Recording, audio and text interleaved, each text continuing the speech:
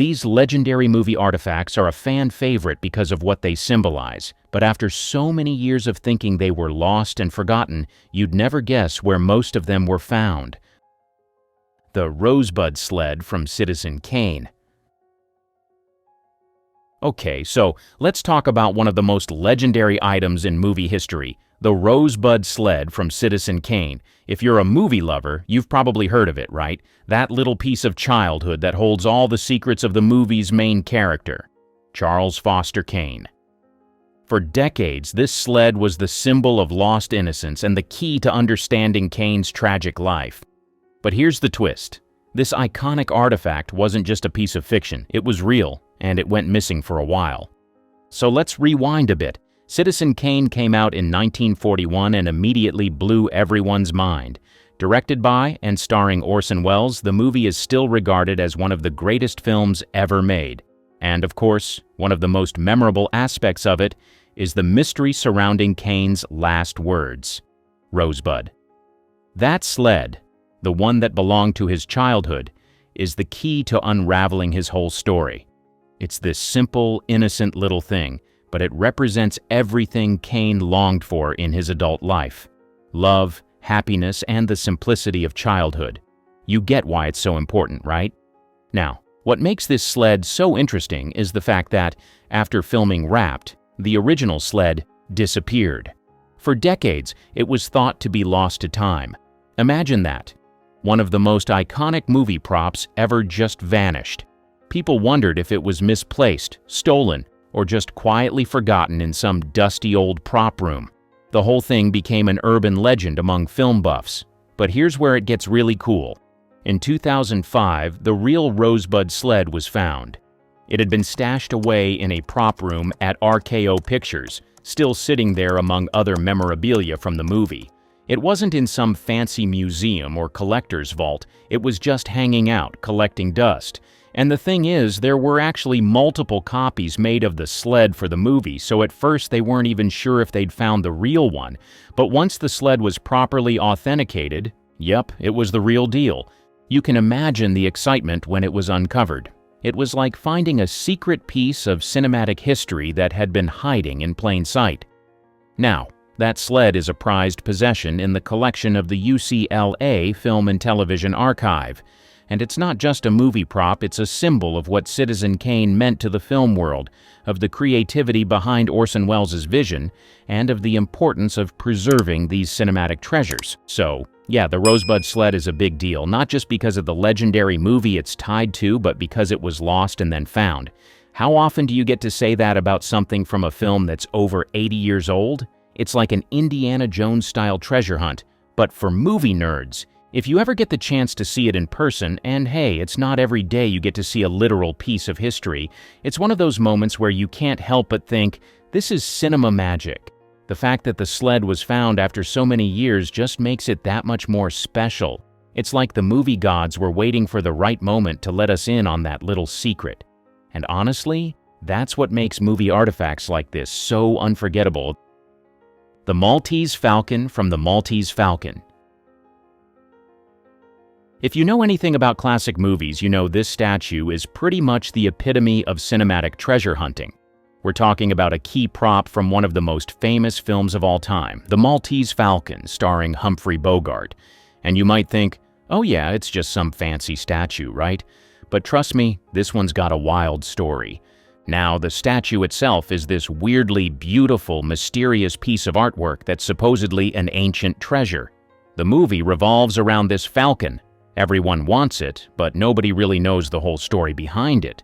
It's a symbol of greed, betrayal, and obsession, which is exactly what makes it such a fascinating object in the world of film. But here's the crazy thing. The actual Maltese Falcon statue, which was made for the film, had a strange and somewhat tragic history after shooting Wrapped. When the Maltese Falcon was released in 1941, it became an instant classic. But when the filming ended, the original Falcon didn't exactly live on in fame. Nope, it kind of just disappeared. Nobody really knew what happened to the prop. Did it get lost, stolen, destroyed? For years, people were left with just the memory of it sitting on the mantel in Sam Spade's, Bogart's office, gleaming darkly in the dim light. The real Maltese falcon seemed like it was gone forever. Then, in the 1980s, a huge surprise. The actual Maltese falcon statue was found in a pretty unexpected place, a collector's hands. Apparently, it had been sold to a private individual many years ago, and over time, it was passed through the hands of different collectors. The prop was eventually tracked down to someone who had no idea of its significance. It had just been sitting there, unrecognized, in a collection of Hollywood memorabilia. Once its true value was realized, though, the piece was confirmed as the real deal, the same falcon that sat in Bogart's office. It was an absolutely mind-blowing discovery. The thing is, there were a few replicas made during production, including a few used as stand-ins for shots, so it wasn't like anyone knew for sure which one was the actual statue. But after some serious digging, experts pieced it together and confirmed its place as one of the most legendary props in film history. And now, this iconic falcon has a place of honor in a private collection, and sometimes it even makes its way to special exhibitions. Imagine the thrill of discovering a piece of history like that, lost for decades, and then having the chance to hold it in your hands. It's like finding buried treasure. The whole thing is a perfect metaphor for the movie itself. Just like in the film, this falcon had a lot of intrigue surrounding it, full of twists, turns, and suspense. The discovery of the actual falcon statue wasn't just about finding an old prop, it was about uncovering a piece of cinematic mystery that had been hiding in plain sight. And let's face it, when you're talking about a movie as iconic as the Maltese falcon, it's just an extra layer of coolness to know that the real thing was out there waiting to be found. So yeah, while the Maltese falcon may be an object of desire and obsession in the movie, it's also turned out to be just that in real life. One of the ultimate cinematic artifacts that everyone in Hollywood wanted a piece of. And honestly, finding it after all these years? That's the kind of story that makes movie lovers' hearts skip a beat. The Holy Grail from Indiana Jones and the Last Crusade. Okay, let's move on to a legendary artifact of a different kind, the Holy Grail from Indiana Jones and the Last Crusade. If you were lucky enough to grow up with Indy, you know that this artifact is the stuff of legends. We're talking about the ultimate relic that's been sought after for centuries, a treasure so mysterious, so powerful, that just finding it would make you a hero, or in Indy's case, possibly get you into all sorts of crazy, death-defying adventures. Hello, Nazis and booby traps. In the movie, the Holy Grail is the ultimate goal. It's not just any cup, it's the cup that Jesus Christ drank from at the Last Supper, said to have miraculous powers, and the idea of this artifact sitting in a dusty old temple waiting to be discovered is just the kind of thing that makes for a classic Indiana Jones storyline. But here's the twist. The real Holy Grail from the film actually exists, and it wasn't just some movie magic. Well, sort of. The cup used in the iconic scene of Indiana Jones and the Last Crusade, the one Indy and his father, played by Sean Connery, are so desperate to find, was designed by the film's prop department and looked remarkably authentic. It wasn't an actual ancient relic, but it certainly looked the part. The production team worked hard to make it look aged, intricate, and completely mysterious. Now here's where it gets interesting. Several replicas of the Grail were made for filming, but only one of them was used in the iconic Choose Wisely scene. The cup in question was kept and, over the years, became a sought-after piece of movie history. It's said that after filming wrapped, the original Holy Grail prop wasn't initially recognized for its importance. It wasn't until much later, when the film became a cultural touchstone, that people realized just how valuable it was. So where did the original Grail end up? Well, like many famous movie props, it was tucked away and eventually found years later by collectors, eager to add this incredible artifact to their stash of movie memorabilia. Today, that original Holy Grail cup is a prized piece of cinematic history. It's housed in a collection, and every now and then it pops up at exhibits or is discussed in interviews. It's amazing to think that this simple prop, created for one of the most beloved adventure films of all time, has now become something that movie lovers would do anything to see in person. There's something so magical about the idea that a movie prop, something that was part of a film that inspired millions, can hold so much real-world significance. In Indiana Jones and the Last Crusade, the Grail was more than just a relic. It was a symbol of wisdom, of immortality, of seeking something greater than yourself. In real life, this artifact has come to represent the same thing for movie fans: the pursuit of something legendary, the thrill of the hunt, and the realization that some treasures are worth chasing, even if it takes years to find them. So yeah, while we may not all be out there dodging boulders or racing against Nazis, the Holy Grail is a reminder that some things, whether in a film or in real life, are just worth the adventure. And who knows, maybe you'll stumble upon your own legendary artifact someday. But until then, the one from Indiana Jones is waiting for us to admire, appreciate, and marvel at its journey. The DeLorean from Back to the Future. The story behind the DeLorean is pretty legendary in itself.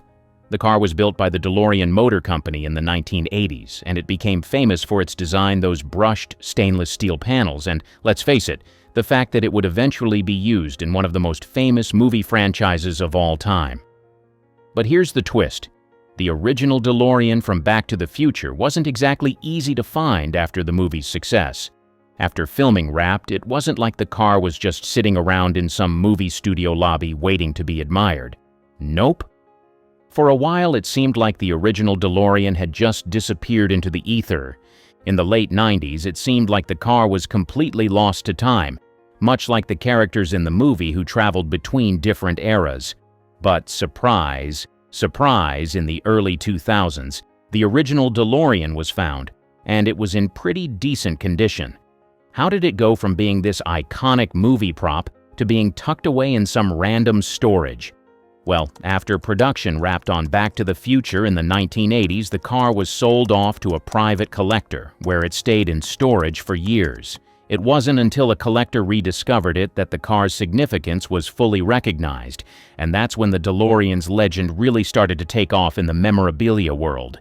The car ended up being preserved and eventually made its way to the Peterson Automotive Museum in Los Angeles, where it now lives as part of their extensive movie car collection.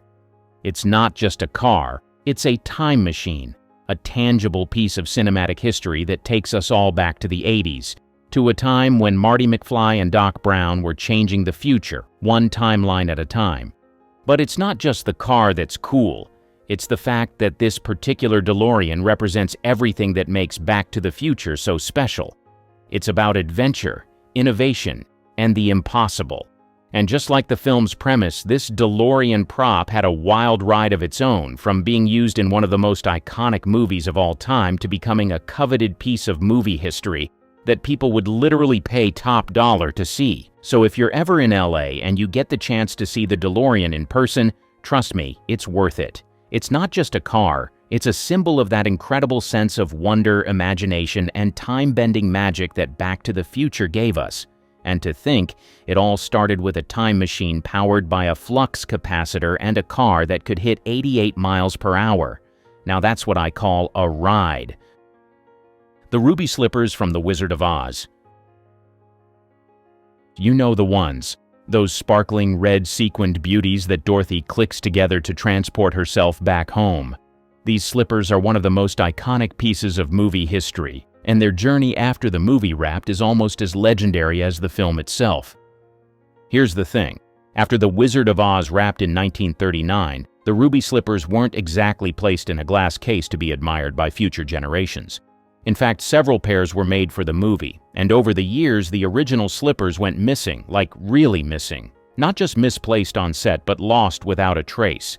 It's almost as if they disappeared into thin air, like Dorothy's own journey to the land of Oz. For decades, people had no idea where the original slippers were.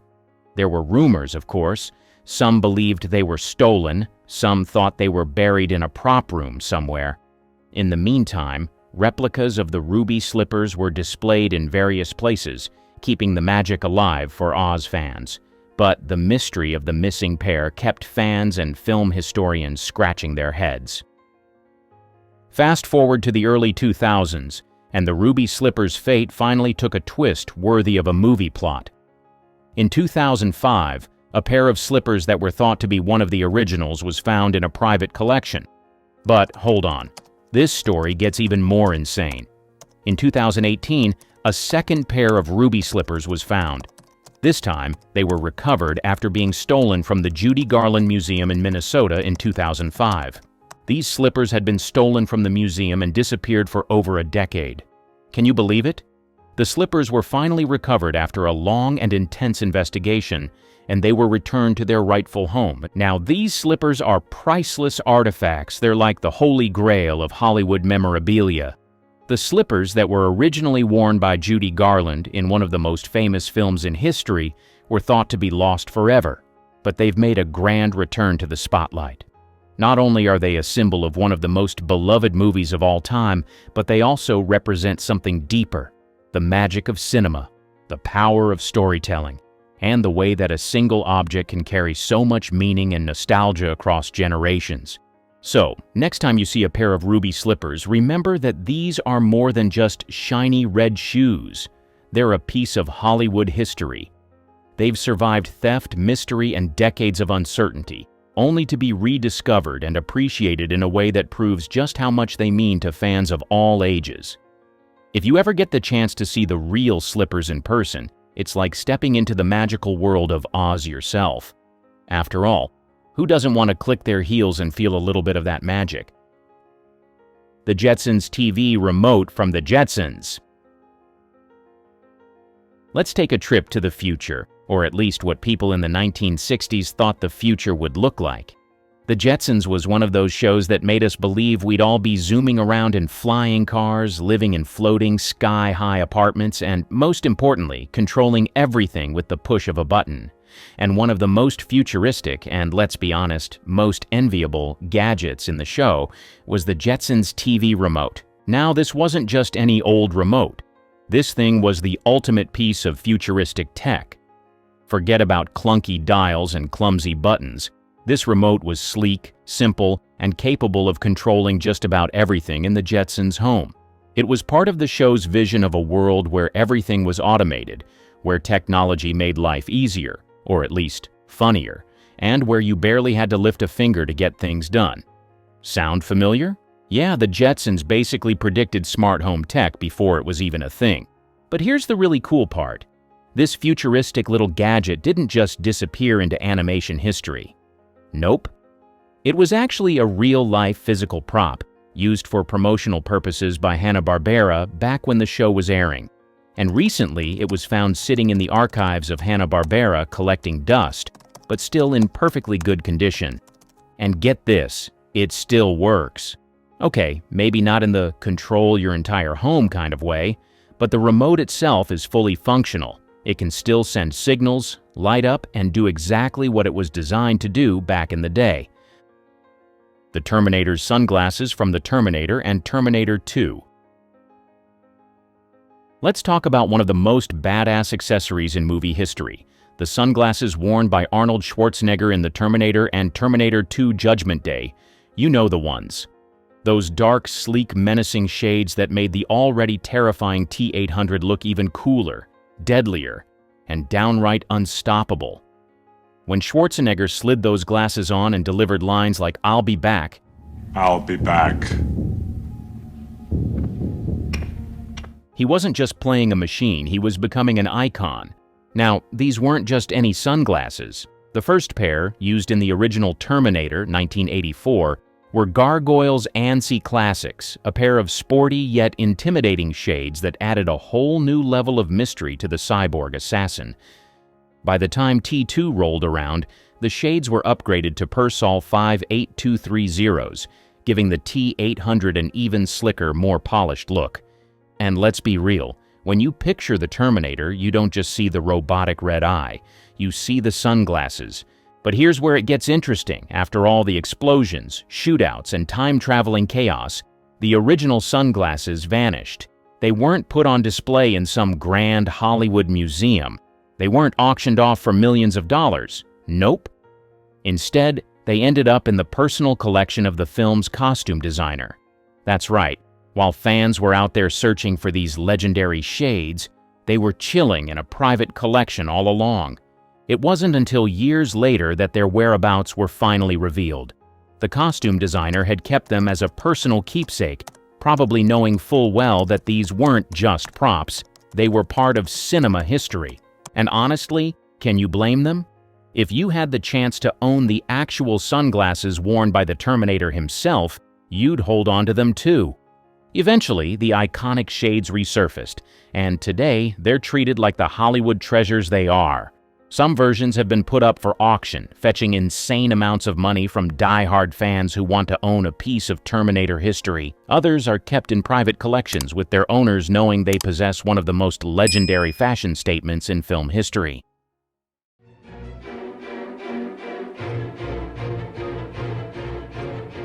How much of classic Hollywood films do you know?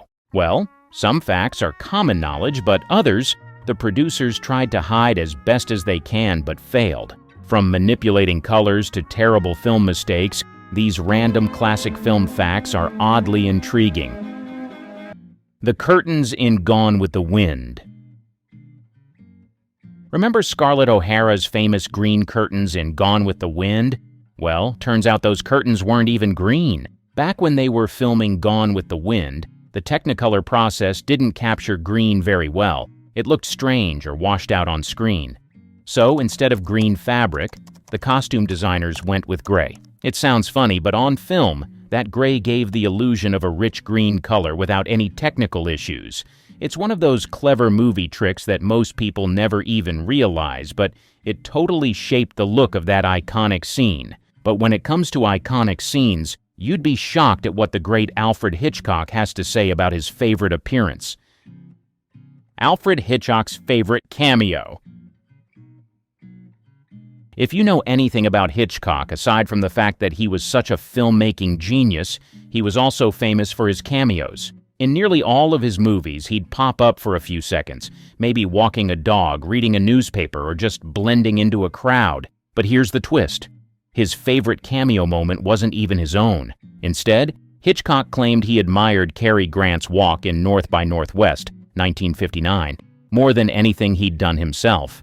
He thought the way Grant moved in the film looked incredibly Hitchcockian. Somehow, Grant captured the mysterious, slightly unsettling vibe that Hitchcock loved to create. It's like Grant's stride became a cameo for Hitchcock's whole style, without the director even being on screen. It appears some movies are just so great, even the actors like to take a piece home, like this next actor, Bela Lugosi and his cape. Did you know that even off-screen, Bela couldn't seem to let go of Dracula? After his iconic role as the vampire, Lugosi became so attached to the character that he actually wore his Dracula cape just about everywhere. He'd show up at parties, events, and even in his own home draped in that same black cloak as if he were still in character. He was so tied to the role that he even requested to be buried in his cape when he passed away. Did you know in some other movies they manipulate a lot of things to give us certain legendary images, like this next one? The Wizard of Oz slippers. Dorothy's ruby slippers in The Wizard of Oz weren't always meant to be red. In the original book by L. Frank Baum, her shoes were actually silver. But when MGM started working on the film, they realized they could use the new Technicolor technology to make the visuals pop. Red was more eye-catching on screen than silver, so they made a bold choice and changed Dorothy's shoes to ruby red. It was a simple color switch that created one of the most iconic props in movie history. As far as Hollywood history is concerned, on-screen romances were often real, all except these two. Vivien Leigh kissing Clark Gable. From the viewer's perspective, there was no denying the chemistry between the two on-screen lovebirds, but the reality is a bit more shocking. Even though Vivien Leigh might have looked smitten with Clark Gable in Gone with the Wind behind the scenes, she wasn't exactly thrilled about their kissing scenes. In fact, she reportedly complained about Gable's breath, saying it was pretty bad, and all because of his dentures. You see, Gable had dental issues and wore false teeth, which didn't exactly make those romantic moments easy for Leigh. Remember how they manipulate movies to produce curated content? Well, this next one takes the cake. Marilyn Monroe's iconic white dress. In the 7-year itch, the iconic white dress donned by Marilyn Monroe wasn't actually white. While it looks perfectly white on screen, the filmmakers had to work around the limitations of the lighting and cameras of the time. Pure white would have been too bright and would have overexposed, so they chose a slightly cream-colored fabric instead. This way, the dress wouldn't look too washed out under the intense studio lights, and it still gave that classic dazzling effect on screen. It's a small detail, but one that made a big difference in creating that unforgettable scene. Speaking of unforgettable scenes, this next actor seemed very forgetful on set. Marlon Brando couldn't memorize lines. In The Godfather, Marlon Brando famously used cue cards, which were hidden all over the set. In some scenes, his lines were even taped to the actors' foreheads so he could read them while looking at them. Brando believed that not memorizing his lines made his performance feel more spontaneous and natural. It's a funny trick that helped him bring the unforgettable character of Vito Corleone to life, without having to rely on his memory. What is your memory of the film, My Fair Lady? Probably the amazing singing, right? Well, this would burst your bubble. The singing in My Fair Lady. Audrey Hepburn may have looked and acted the part of Eliza Doolittle in My Fair Lady, 1964, but when it came to the singing, that wasn't actually her voice. Most of the vocals were dubbed by Marni Nixon, a talented singer who did a lot of behind-the-scenes work for Hollywood stars. Hepburn worked hard and practiced the songs for months, but the studio ultimately decided Nixon's voice fit the role better. Hepburn was disappointed, but she put her heart into acting, and together they created a performance that's still beloved today. For some films, it's all fake performance, but this next scene took being realistic to the next level. The horse's head scene from Godfather. In this chilling scene, the character of Jack Woltz, a Hollywood producer, wakes up to find the severed head of his prized racehorse placed in his bed as a warning from the mafia. Now, most people may have concluded that the horse's head in that scene was fake, but believe it or not, it wasn't fake. It was real. The production used an actual horse's head, which they acquired from a dog food company. The crew made sure the head was fresh and lifelike, and it was so realistic that actor John Marley, who played the character receiving it in his bed, was genuinely horrified. The scene is shocking enough as it is, but knowing it was a real horse's head makes it even more unsettling. What's even more unsettling when fans learn about it is this next part.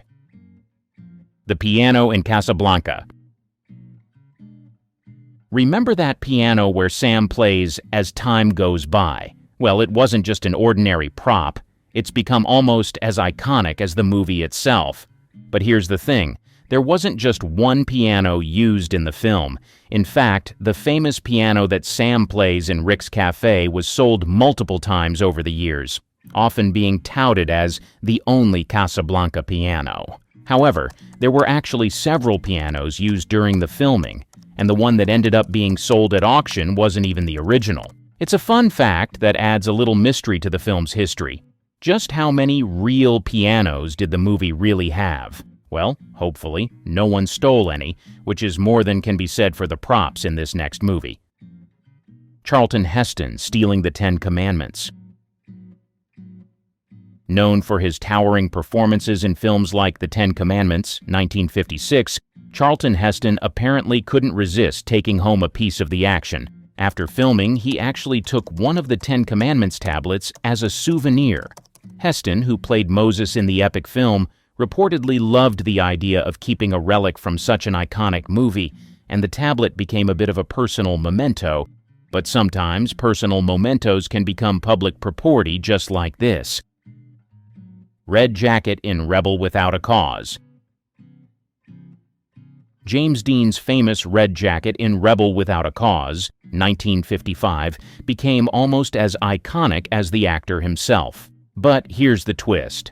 After the film was done, the jacket didn't just sit in a costume department. It was reused in other teen movies of the 1950s and 60s. Studios loved the idea of reusing such a recognizable piece of clothing to save money, and the jacket showed up in various films, becoming a kind of recycled symbol of rebellious youth. It's one thing for an object to be recycled.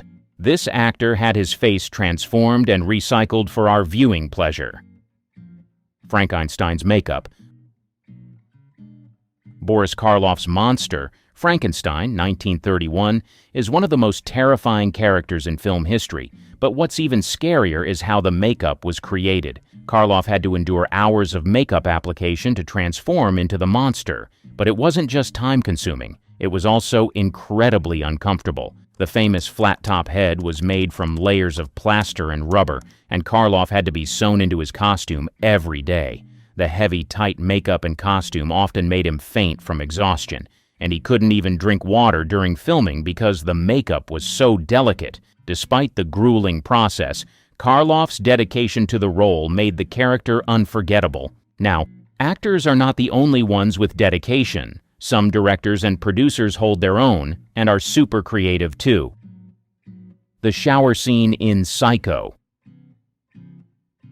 In Psycho, 1960, Alfred Hitchcock pulled off one of the most iconic scenes in horror history, the shower scene that took a bloody turn. But the blood you see in that scene isn't actually blood at all. Since the film was shot in black and white, Hitchcock used Hershey's chocolate syrup instead. The syrup was the perfect consistency to mimic blood, and its dark, rich color looked realistic on camera. It's a clever little trick that helped make the infamous shower scene so unsettling, and it's hard to watch it today without thinking about the sweet ingredient behind such a terrifying moment. For this next actress, the ingredient of her appeal was so obvious to all. Betta Grable's iconic legs. Her legs were her signature feature, and she knew just how valuable they were. In fact, she had them insured for a whopping $1 million, a move that was practically unheard of at the time. Grable was one of the most popular stars of the 1940s, and her legs were considered one of her most iconic attributes, often showcased in her pin-up photos and films. The insurance policy was a publicity stunt, but it also helped cement her as one of Hollywood's most marketable stars. Famous or not, some movies can just slip up in the worst way, like this one. Chariot race in Ben-Hur. It's so astonishing to see horrible film mistakes in an otherwise legendary film, and Ben-Hur is one of them. In the film, there's a famous chariot race that remains one of the most thrilling scenes in movie history. But what's interesting is that a stray Coca-Cola bottle can be spotted in the background during the race. This slip-up has been a fun piece of trivia for fans of the film. Despite the movie's epic scale and historical setting, a modern-day bottle made its way onto the set, probably unnoticed during filming. It's a quirky reminder that even in the most serious and grandiose films, mistakes can sometimes slip through the cracks. From slipping mistakes, this next one had actors slipping into unconsciousness. Flying monkey masks from Wizard of Oz. The iconic flying monkeys were not just a creepy part of the fantasy world of Wizard of Oz. They had a rather unsettling real-world detail. The masks the actors wore for their roles as the flying monkeys were so uncomfortable and hot that many of the actors would faint during the filming. Some of the performers even had to be helped off the set because they couldn't see through the masks and struggled to breathe. Despite the discomfort, those flying monkeys went on to become one of the most terrifying parts of the film, adding to the eerie atmosphere of the Wicked Witch's army. The fake shark in Jaws. The film's iconic shark, Bruce, wasn't exactly the smoothest operator.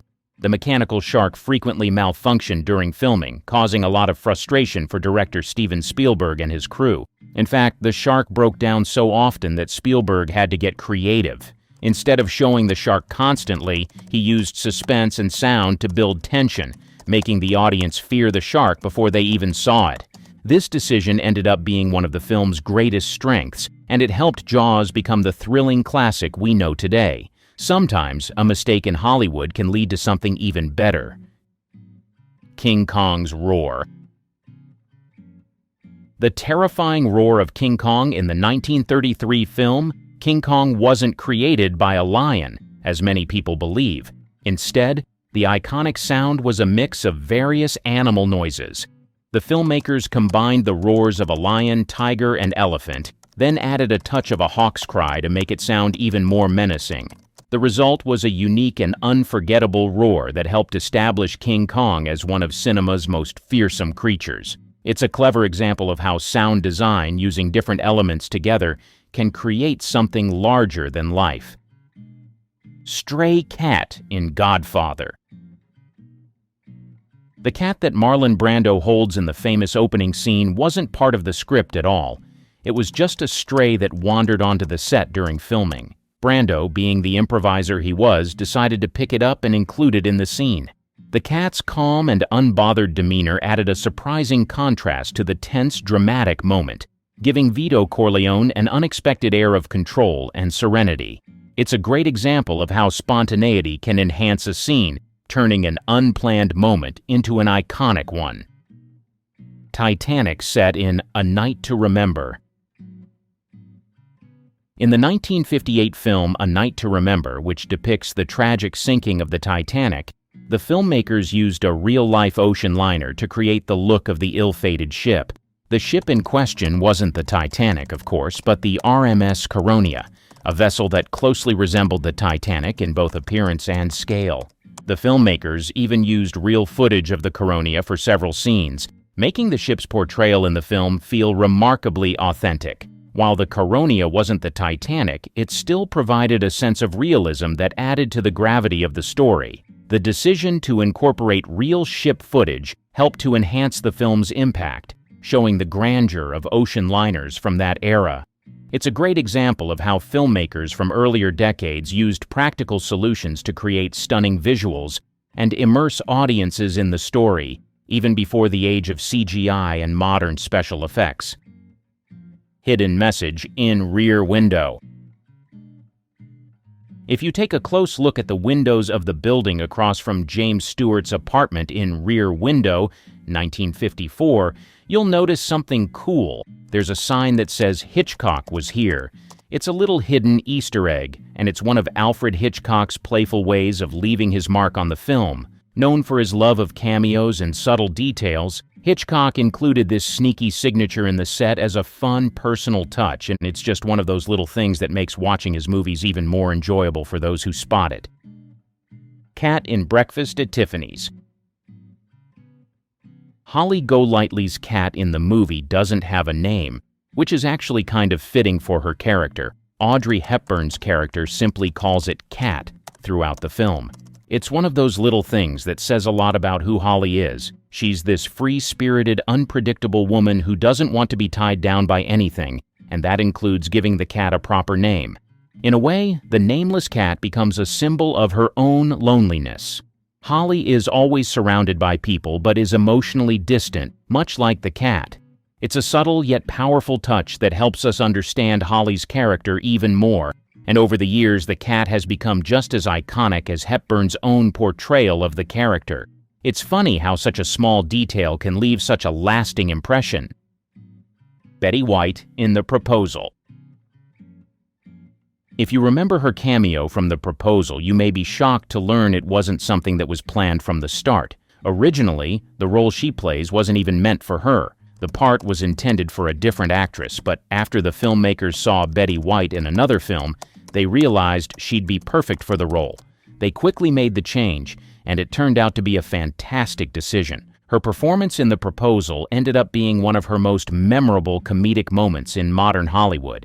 She brought her signature humor and charm, turning what could have been just a small role into one of the standout moments of the movie. It's a great example of how sometimes the right person for a role is found unexpectedly, and in Betty's case, it gave audiences another reason to fall in love with her legendary comedic timing. The Vertigo Dress. The iconic green dress Kim Novak wears in Vertigo, 1958, wasn't just a random costume. It was actually custom-made just for her. Alfred Hitchcock, known for his meticulous attention to detail, was very specific about how he wanted the dress to look. He even insisted on a special shade of green, one that would perfectly match the film's eerie, mysterious tone. This dress is featured in one of the most pivotal scenes in the movie, when Novak's character, Judy, undergoes a dramatic transformation. The green color itself plays a symbolic role, reflecting the themes of obsession and the uncanny that run throughout the film.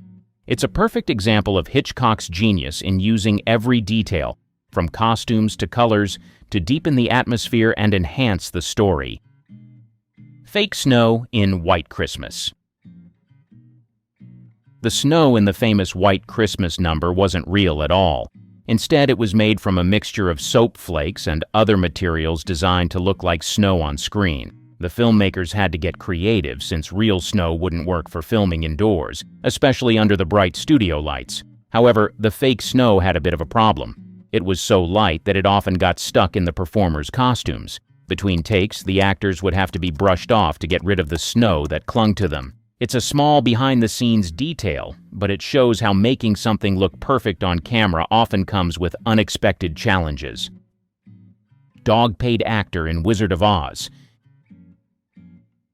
Here's an interesting fact of the movie. The dog playing Toto was actually paid more than the Munchkin actors. Toto, the adorable terrier, earned $125 a week for his role, while the Munchkin actors were paid only $50 a week. It's one of those oddities in film history that highlights how animal stars were sometimes treated more lavishly than human actors. While it may seem surprising today, it was a reflection of how Hollywood viewed animals as major assets to a production. Plus, Toto's role was pretty significant in the film, so maybe it makes sense he earned a little extra. Skull Island set in King Kong. The lush, mysterious Skull Island in King Kong, 1933, might look like a real, exotic location, but in reality, it was just a set. The jungle scenes were filmed on a soundstage, complete with painted backdrops and carefully crafted sets designed to give the illusion of a vast, untamed island. It's one of the early examples of movie magic, showing how filmmakers were able to create expansive and immersive worlds without the need for actual locations. Even though the island wasn't real, the way it was brought to life helped make King Kong one of the most iconic films of its time. The Kid set. Charlie Chaplin's iconic set for the orphanage was built in just one day. Chaplin and his crew worked tirelessly around the clock to put everything together quickly. Despite the rush, the result was one of the most memorable and beloved locations in silent film history. The set became such a crucial part of the film, helping to create the emotional depth and sense of struggle that Chaplin's character, along with the little boy, experienced. It's a great example of how Chaplin's dedication and resourcefulness made a lasting impact on filmmaking, even when working under tight deadlines. Betty's incredible style in All About Eve. Some of Bette Davis's character Margot Channing's outfits were actually pieces from Davis's own personal wardrobe. Costume designer William Travilla was so taken with her unique and elegant style that he decided to incorporate her real clothes into the film. This gave Margot's character even more authenticity and depth, as the clothing felt more true to who she was as a person. It's a fascinating detail, showing how Davis's personal style helped shape the role and made Margot Channing one of the most iconic characters in classic Hollywood. The fans may have loved them at first, because after all, they've built a career by acting well. But through the corridors of Hollywood, others saw them for what they truly were. Whether misunderstood or just plain obnoxious, these actors were some of the most hated celebrities of their time. Louis B. Mayer. He was the big boss of MGM Studios back in Hollywood's golden era. Now you'd think being the head of one of the most powerful studios would make him a beloved figure, right? Not even close. Mayer wasn't just disliked, he was outright feared by almost everyone who worked under him. This guy ruled Hollywood with an iron fist and ensured you knew it. First off, Mayer had this obsession with control. To him, his stars weren't just actors, they were investments. Commodities he could shape and manipulate however he saw fit. He didn't care about their personal feelings or freedom. What mattered was how they contributed to MGM's image and bottom line. For example, he had strict control over his stars' personal lives. If you were under contract with MGM, you didn't just work for Mayer, you belonged to him. Got caught in a scandal? Don't worry, Mayer's team of fixers would swoop in, but not because he cared about you. It was all about protecting MGM's squeaky clean image. He'd cover up affairs, hush up DUIs, and even arrange marriages just to avoid bad press. Oh, and if you dared to step out of line or refused his orders, he'd destroy your career faster than you could say talkies. Take Judy Garland, for example. Mayer is infamous for how he treated her. He turned her into a star, sure, but at a massive cost. She was barely a teenager when MGM signed her, and Mayer immediately started tearing her down. He told her she was too fat to be a leading lady and put her on a strict diet of black coffee, cigarettes, and diet pills. Can you imagine doing that to a kid? Mayer saw her as a product, not a person, and she paid the price for it with years of addiction and insecurity. Then there's the whole crying routine he was famous for. Mayer had this bizarre tactic where he'd pretend to cry during negotiations, hoping to guilt people into signing terrible deals. But the worst part, he could be ruthless when it came to punishing disobedience. Stars who dared to challenge him often found themselves blacklisted or trapped in their contracts, unable to work for anyone else. He'd use smear campaigns, legal threats, and anything else in his arsenal to keep his empire intact. It was like living under a dictatorship, but with better costumes. Now, don't get me wrong, Mayer was a genius in many ways. He built MGM into a powerhouse and created some of the most iconic films of all time. But behind all of that, there was a man who thrived on control, manipulation, and fear. That's why, even though he was respected for his power, Louis B. Mayer was one of the most hated figures in Hollywood's golden age. Mae West. One of the most controversial and misunderstood figures of Hollywood's golden age is definitely Mae West. She wasn't just ahead of her time, she was light years ahead, which made her a huge target. She had a sharp wit, undeniable charisma, and a no-holds-barred approach to talking about intimacy. But on the other hand, she ruffled all kinds of feathers back in the ultra-conservative 1930s. Here's the thing about Mae. She owned her sexuality, and she made no apologies for it. At a time when women were expected to be demure and ladylike, Mae came out with her double entendres, curve-hugging gowns, and a swagger that screamed confidence. Too much confidence. And for audiences? That was electrifying. People loved her. She could walk into a room and deliver a one-liner that would leave everyone in stitches or blushing. But Hollywood censors? Oh, they hated her. Mae wasn't just pushing boundaries, she was bulldozing through them. Her 1933 film, She Done Him Wrong, yes, the one that gave us the line, "Why don't you come up sometime and see me?" Why don't you come up sometime, see me? Was dripping with innuendo. Conservative groups were horrified, calling her films immoral and dangerous. Religious leaders preached against her, calling her the downfall of American values. She became public enemy number one for the censors, who were scrambling to keep Hollywood clean.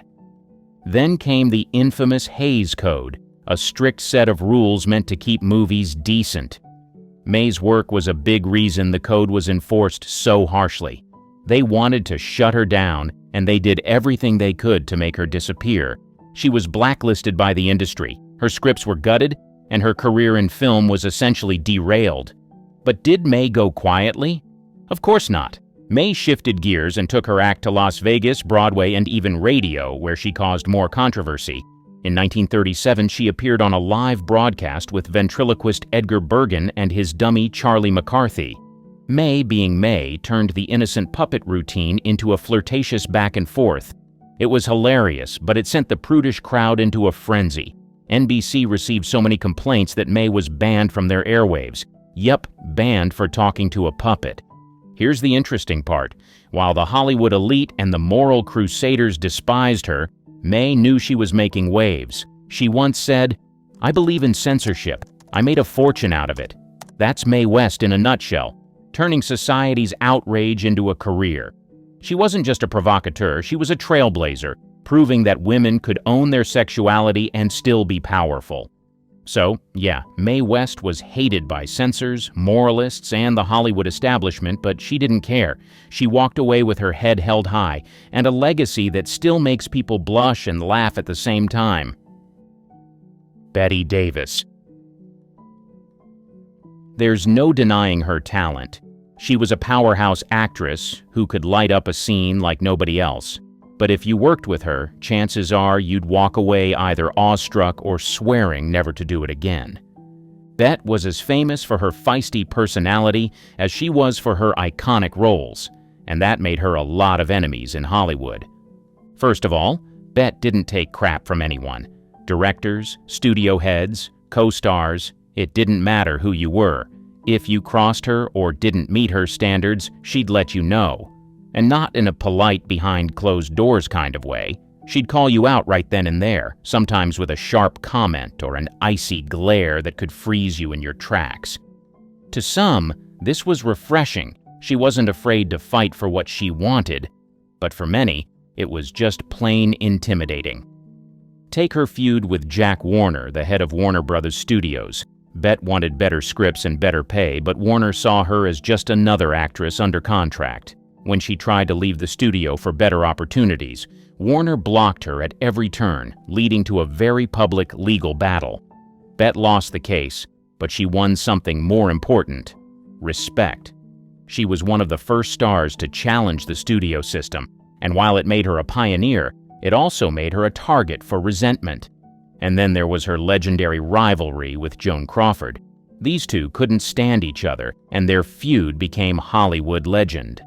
On the set of Whatever Happened to Baby Jane, they took every chance to one-up and undermine each other. Bette reportedly kicked Joan hard enough during one scene to require stitches, and Joan retaliated by wearing lead weights under her costume, making it nearly impossible for Bette to lift her in another scene. It was petty, it was dramatic, and it was everything you'd expect from two divas at the top of their game. Even her co-stars weren't spared. Actor George Brent, who worked with her on multiple films, once called her the most difficult woman in Hollywood. And Miriam Hopkins, her frequent co-star, described working with Bette as a battlefield experience. Hopkins hated her so much that she spread rumors about Bette, saying she had slept her way to the top. Bette, of course, fired back, saying Miriam was just jealous. But here's the thing: Bette wasn't difficult for the sake of being difficult. She cared deeply about her work and had a perfectionist streak a mile wide. She once said, "I will never be below the title," meaning she wouldn't settle for anything less than excellence, whether it was from herself or those around her. That kind of attitude earned her 2 Oscars and countless iconic roles, but it also made her a magnet for conflict. At the end of the day, Bette Davis didn't play by the rules, and that made her both hated and admired in equal measure. She fought tooth and nail for her career, and while she ruffled plenty of feathers along the way, she never apologized for it. Love her or hate her, you couldn't ignore her. And that's exactly how she wanted it. Bing Crosby. To fans, he was the ultimate symbol of smooth, effortless charm. His velvety voice made him a legend with songs like White Christmas, and he seemed like the epitome of the all-American family man in movies like Going My Way. But behind that squeaky clean image, there was a much darker, more complicated reality, and it was his own family who blew the whistle. For years, Bing's public persona was untouchable. He was the guy everyone wanted to invite to Christmas dinner, warm, genial, and endlessly talented. But in 1983, after his death, his eldest son, Gary Crosby, published a tell-all memoir titled Going My Own Way, and let me tell you, it shattered the illusion. According to Gary, Bing wasn't the easygoing dad America thought he was.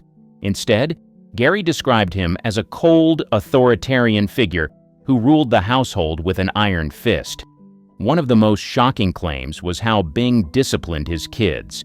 Gary wrote that his father used a thick belt to punish them, often for minor infractions like not finishing dinner or talking back. And this wasn't just your standard strict parenting of the time, it was reportedly brutal both physically and emotionally. Gary said his dad would mock their weight, calling them fatso or bucket butt if they gained a few pounds. Imagine having Bing Crosby, of all people, the voice of calm and Christmas cheer, tearing you down like that. But Gary wasn't the only one with grievances. His brothers also backed up the claims, painting a picture of a man who was distant, demanding, and deeply flawed. 2 of Bing's sons, Lindsay and Dennis, struggled with depression and substance abuse for years, and both tragically died by suicide in the late 1980s. Their deaths further fueled speculation about how much their troubled relationship with their father contributed to their struggles. Now, Bing's defenders argue that he came from a different time. He grew up in a strict Irish Catholic household himself, so some say he was just passing down what he'd learned. But let's be real. Being a product of your time doesn't excuse being cruel. Even some of Bing's closest friends admitted he had a temper and could be controlling, especially when it came to his family. The revelations were a huge blow to Bing's reputation. Fans who had adored him for decades suddenly saw him in a completely different light. It was like finding out Santa Claus had a dark side. And while some still choose to focus on his contributions to music and film, others can't overlook the pain he caused behind closed doors. So, Bing Crosby? A beloved icon on the surface, but his memory is forever complicated by the shadows his family exposed. It's a tough pill to swallow, but it's a reminder that even the brightest stars can have a darker side. Erich von Stroheim. This guy was so divisive that he literally earned the nickname "the man you love to hate," and honestly, it fit him perfectly. Stroheim was a visionary filmmaker and actor, but his colossal ego, perfectionism, and flair for the dramatic made him a nightmare for everyone who had to work with him. First, let's set the stage. Stroheim was born in Austria, and when he arrived in Hollywood, he leaned hard into this European aristocrat persona. He dressed like a nobleman, spoke with a thick accent, and even claimed to be a count. Spoiler alert, none of that was true. He was just a guy from a middle-class background who knew how to sell himself. But hey, it worked. He became famous for playing villains, the sadistic, monocle-wearing type, and he carried that larger-than-life energy into his career as a director. Now, here's the thing about Stroheim. He was brilliant. Films like Greed and Foolish Wives are considered masterpieces today, but at the time, they were infamous for their chaos behind the scenes. Stroheim demanded absolute control over every aspect of his productions. He wasn't just a perfectionist, he was obsessed. For Greed, he shot over 85 hours of footage, including an insane amount of detail no one would ever see, like gold teeth for extras who barely appeared on screen. Studio executives were tearing their hair out trying to rein him in. And then there was the money. Stroheim was notorious for blowing through budgets like they were monopoly money. Take Foolish Wives, for example.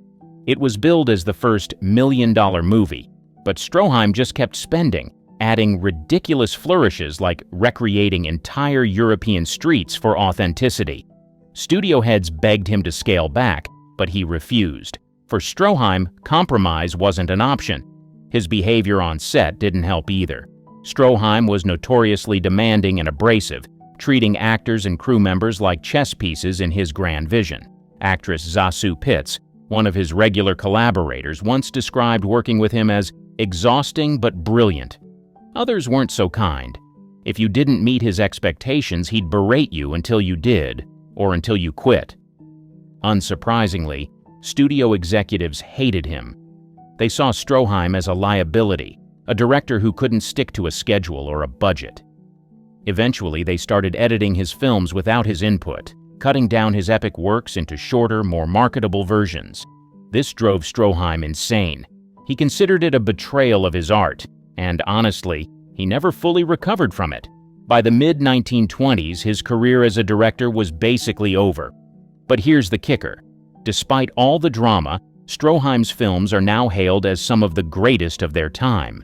His meticulous attention to detail and his refusal to compromise are the things that made his work stand out, even if they made him impossible to work with. He may have alienated just about everyone in Hollywood, but Stroheim stayed true to his vision, for better or worse. So why was he hated? Because he was brilliant, stubborn, and unapologetically himself, even when it cost him everything. Love him or hate him, Stroheim's work as a Hollywood rebel is undeniable. Norma Shearer. While she was undeniably talented, there were rumors in Hollywood that her career success wasn't solely the result of her acting abilities, but because of her marriage to Irving Thalberg, the head of MGM Studios. Norma was often seen as the beneficiary of unfair advantages. Thalberg, known as the boy wonder of Hollywood, was one of the most powerful men in the business, and his influence helped her rise to the top. Critics and rivals claimed that Norma was handed plum roles that other actresses who were considered more talented or better suited for certain roles didn't get. The idea was that she was being favored, not because of her acting chops, but because she was Thalberg's wife. Her marriage to Thalberg certainly helped open doors, but it also fueled jealousy and resentment from other actresses who felt she didn't have to work as hard for her success. On top of that, she was often typecast as the good girl in MGM's opulent, glamorous productions, roles that critics felt were too easy and not as challenging as those given to other actresses who had to fight for their spots. The real animosity, however, came from her personal life and the perceived privilege she held within the studio. For one thing, Norma was not exactly the best at playing the parts that made her a star, like the virtuous wife or the pure-hearted love interest. Some felt she was much more suited to complex, more rebellious roles, but the studio kept her locked into these lighter, more sanitized characters. Her critics argued that she wasn't just playing it safe with her roles, but that she was being forced into them because of her connection to Thalberg. This perception of preferential treatment followed her through her career, with some claiming that she was given too much creative freedom, like the fact that she was allowed to collaborate on scripts or have a say in casting decisions, while other actresses were fighting tooth and nail to get any creative input at all. As much as Norma was beloved by her fans, the truth was that within Hollywood she often found herself at odds with many of her peers. They accused her of having it easy because of who she was married to. It's like she had this giant target on her back because she was married to one of the most powerful men in the industry, and no matter how hard she worked, some people could never let go of the idea that she had an unfair advantage. The reality might be somewhere in between. She was certainly talented, but her marriage to Thalberg certainly opened doors that others had to fight their way through. Jean Harlow. Her persona on screen was often seen as vulgar and cheap by many in the industry. Her roles frequently played on her sexuality, casting her as the dumb blonde or the seductress, which fueled the stereotype of her as nothing more than a pretty face. Critics didn't just see her as an object of desire, they saw her as a symbol of moral decline. To a conservative Hollywood elite, her overtly sexualized image and the way she embraced her sexuality were dangerous. But the harshest judgment came from her tumultuous personal life. Harlow's relationships, especially her brief, troubled marriage to MGM executive Paul Byrne, were the subject of intense public scrutiny. When Byrne died under mysterious circumstances, rumors swirled that Harlow was involved, further tarnishing her reputation. The media had a field day with her personal life, and Hollywood insiders saw her as someone who couldn't separate her public persona from her private one. The more Hollywood tried to control her image, the more it seemed to alienate her. Her critics painted her as a symbol of Hollywood's tawdry side, someone who existed only to be ogled and whose life was filled with scandal. This portrayal overshadowed the more complex woman behind the scenes. Jean Harlow was, in fact, a highly intelligent, ambitious woman who had a sharp business sense and was actively involved in her career. She was also known for being kind-hearted and generous with those around her. But none of that mattered in the public eye. The more the press sensationalized her image, the more they reduced her to the blonde bombshell trope. On top of this, Jean's fierce determination to succeed in an industry that was dominated by powerful men didn't always sit well with her male counterparts. While she was known to stand her ground and fight for her roles, many saw her as ungrateful or difficult to work with, which only added fuel to the fire. The tragic part? By the time Jean's career was peaking, she was already suffering from health problems, including kidney failure, which would eventually take her life at just 26. Her untimely death only added to her legend, but it also meant she didn't live long enough to truly redefine her image. So, while Jean Harlow was viewed by many as a symbol of Hollywood's excess and scandal, the truth is, her story was much more complicated than the image people had of her. She may have been called vulgar by critics, but in reality she was a pioneering figure in Hollywood, a woman who broke the mold in an industry that demanded conformity. Gloria Swanson. Her feud with director Cecil B. DeMille in particular became a point of tension. Swanson's work with DeMille, especially in the early days of her career, was highly successful. But she wasn't one to bow down to anyone, and as her fame grew, she became more unwilling to take orders. Her departure from DeMille's productions signified a major break, with some saying it was due to her refusal to adhere to the director's traditional ways of working. But it wasn't just her behavior on set that turned people off, it was also her sense of entitlement. Gloria was often accused of trying to control her career and public image in a way that could be seen as manipulative. As one of the biggest stars of the silent film era, she became accustomed to being treated like royalty, and she expected that same level of adoration from everyone around her, even when her star power began to wane. Like any other human being, some of your favorite Hollywood legends had secret habits they were obsessed with. Some were too embarrassed to do them in public, and others just enjoyed the privacy of their addictions. But make no mistake, some of these addictions would shock you to your core. Clark Gable, chewing gum. He may have been an amazing actor, but he just couldn't get enough of chewing gum. It was like his secret weapon. Every time he felt nervous or needed a little boost, out came a stick of gum. He'd chew like his life depended on it, sometimes even before a big scene. The funny part? There were times he'd walk onto set, ready to deliver a killer line, and realize halfway through that he was still chewing away. Ava Gardner, Coca-Cola. Ava Gardner was totally hooked on Coca-Cola. Like, she couldn't go a day without it. Her fridge was always crammed with bottles, and she made sure it was ice cold, just the way she liked it. Forget champagne or fancy cocktails. For Ava, Coke was the drink of choice. She used to joke that it was her version of bubbly, though let's be real, she probably loved it way more. If you ever caught her relaxing at home, odds are there was a Coke in her hand. James Dean, fast cars. He had a serious need for speed. Fast cars were his thing. He wasn't just a casual car guy, he lived for the thrill of racing and pushing the limits. Dean loved the adrenaline rush, the roar of the engine, the blur of the world as he zipped by. It was like he felt most alive when he was behind the wheel of a powerful machine. Sadly, his love for speed was also his downfall. That fateful day in 1955 when his Porsche 550 Spyder crashed ended his life far too soon. A legend lost to the very thing he loved most. Bette Davis, cigarettes.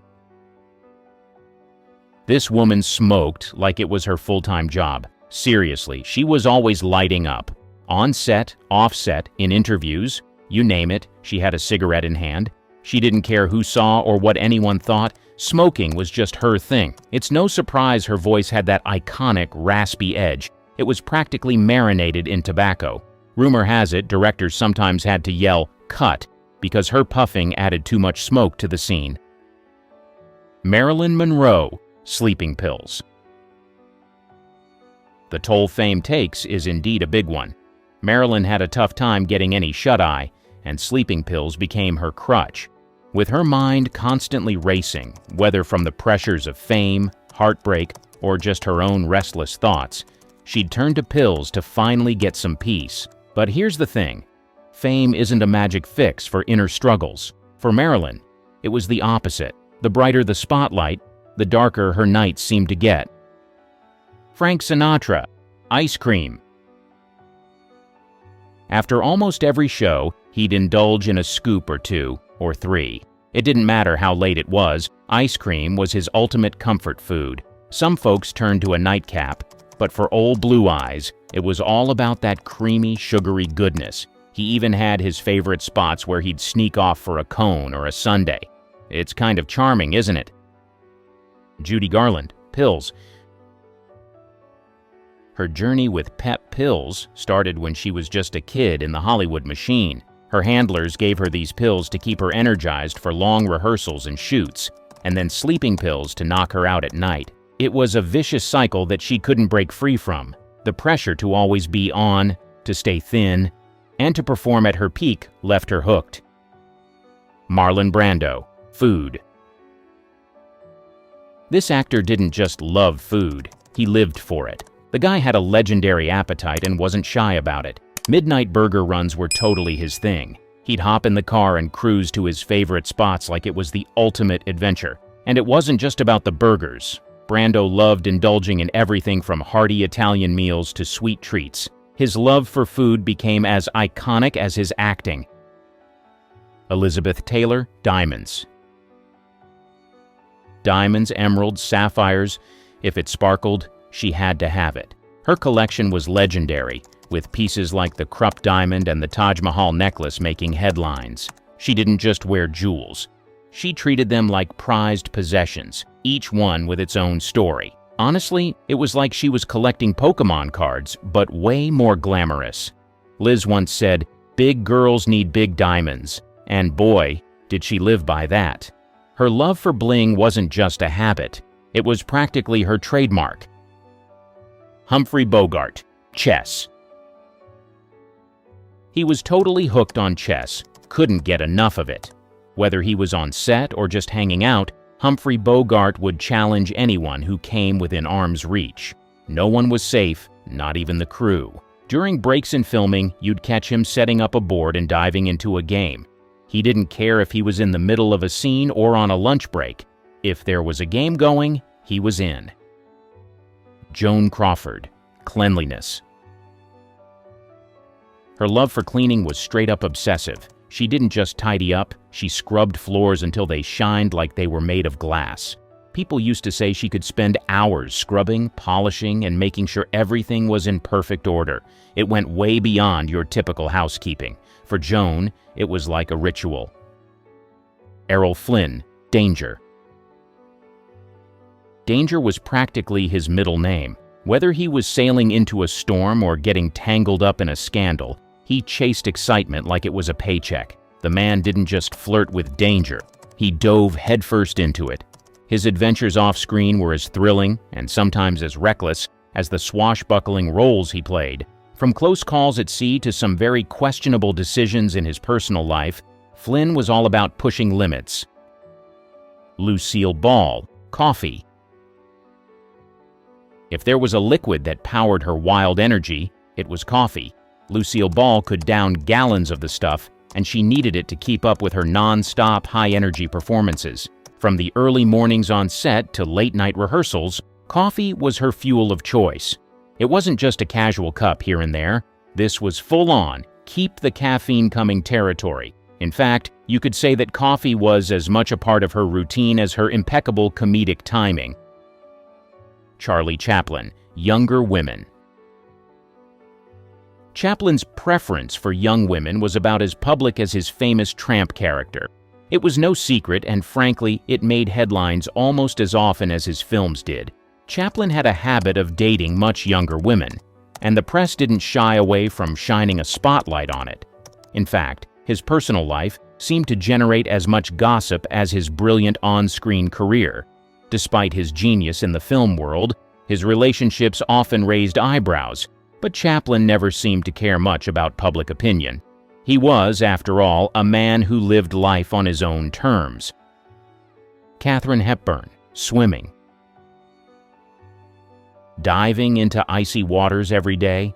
For Kate, it wasn't just a way to wake up, it was her form of therapy. Whether it was the cold ocean or a chilled pool, she swam through it all like it was the most natural thing in the world.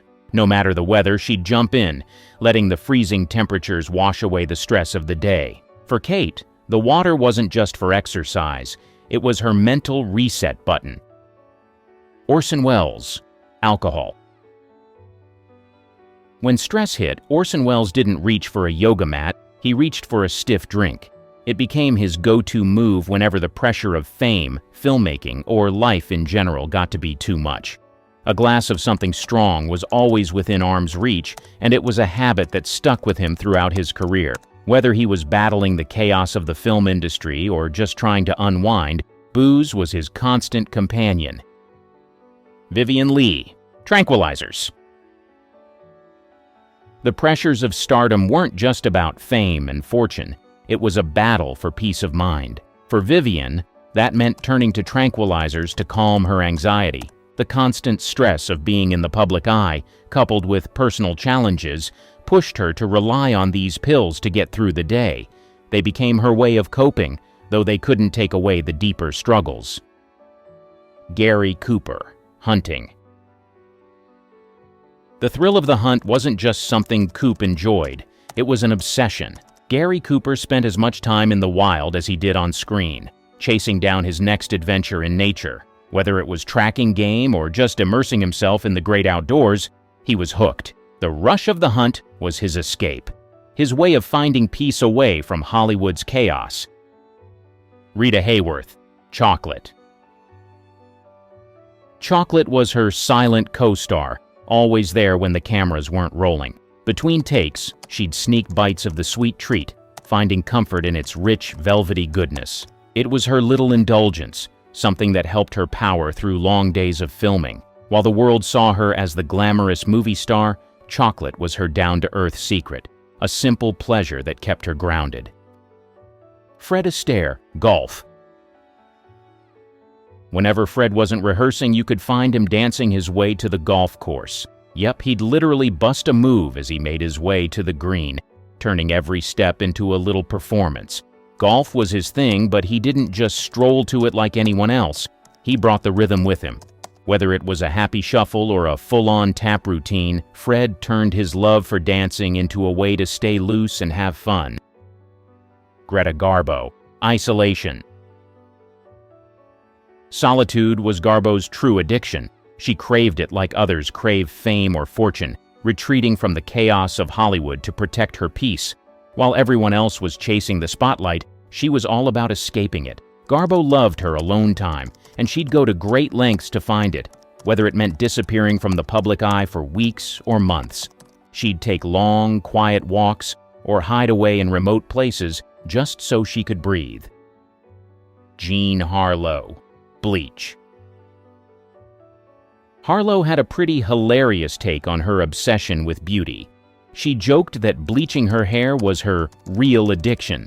She was famous for her platinum blonde locks, and to keep them looking perfect, she bleached her hair constantly. It wasn't just a beauty routine, it was practically a full-time commitment.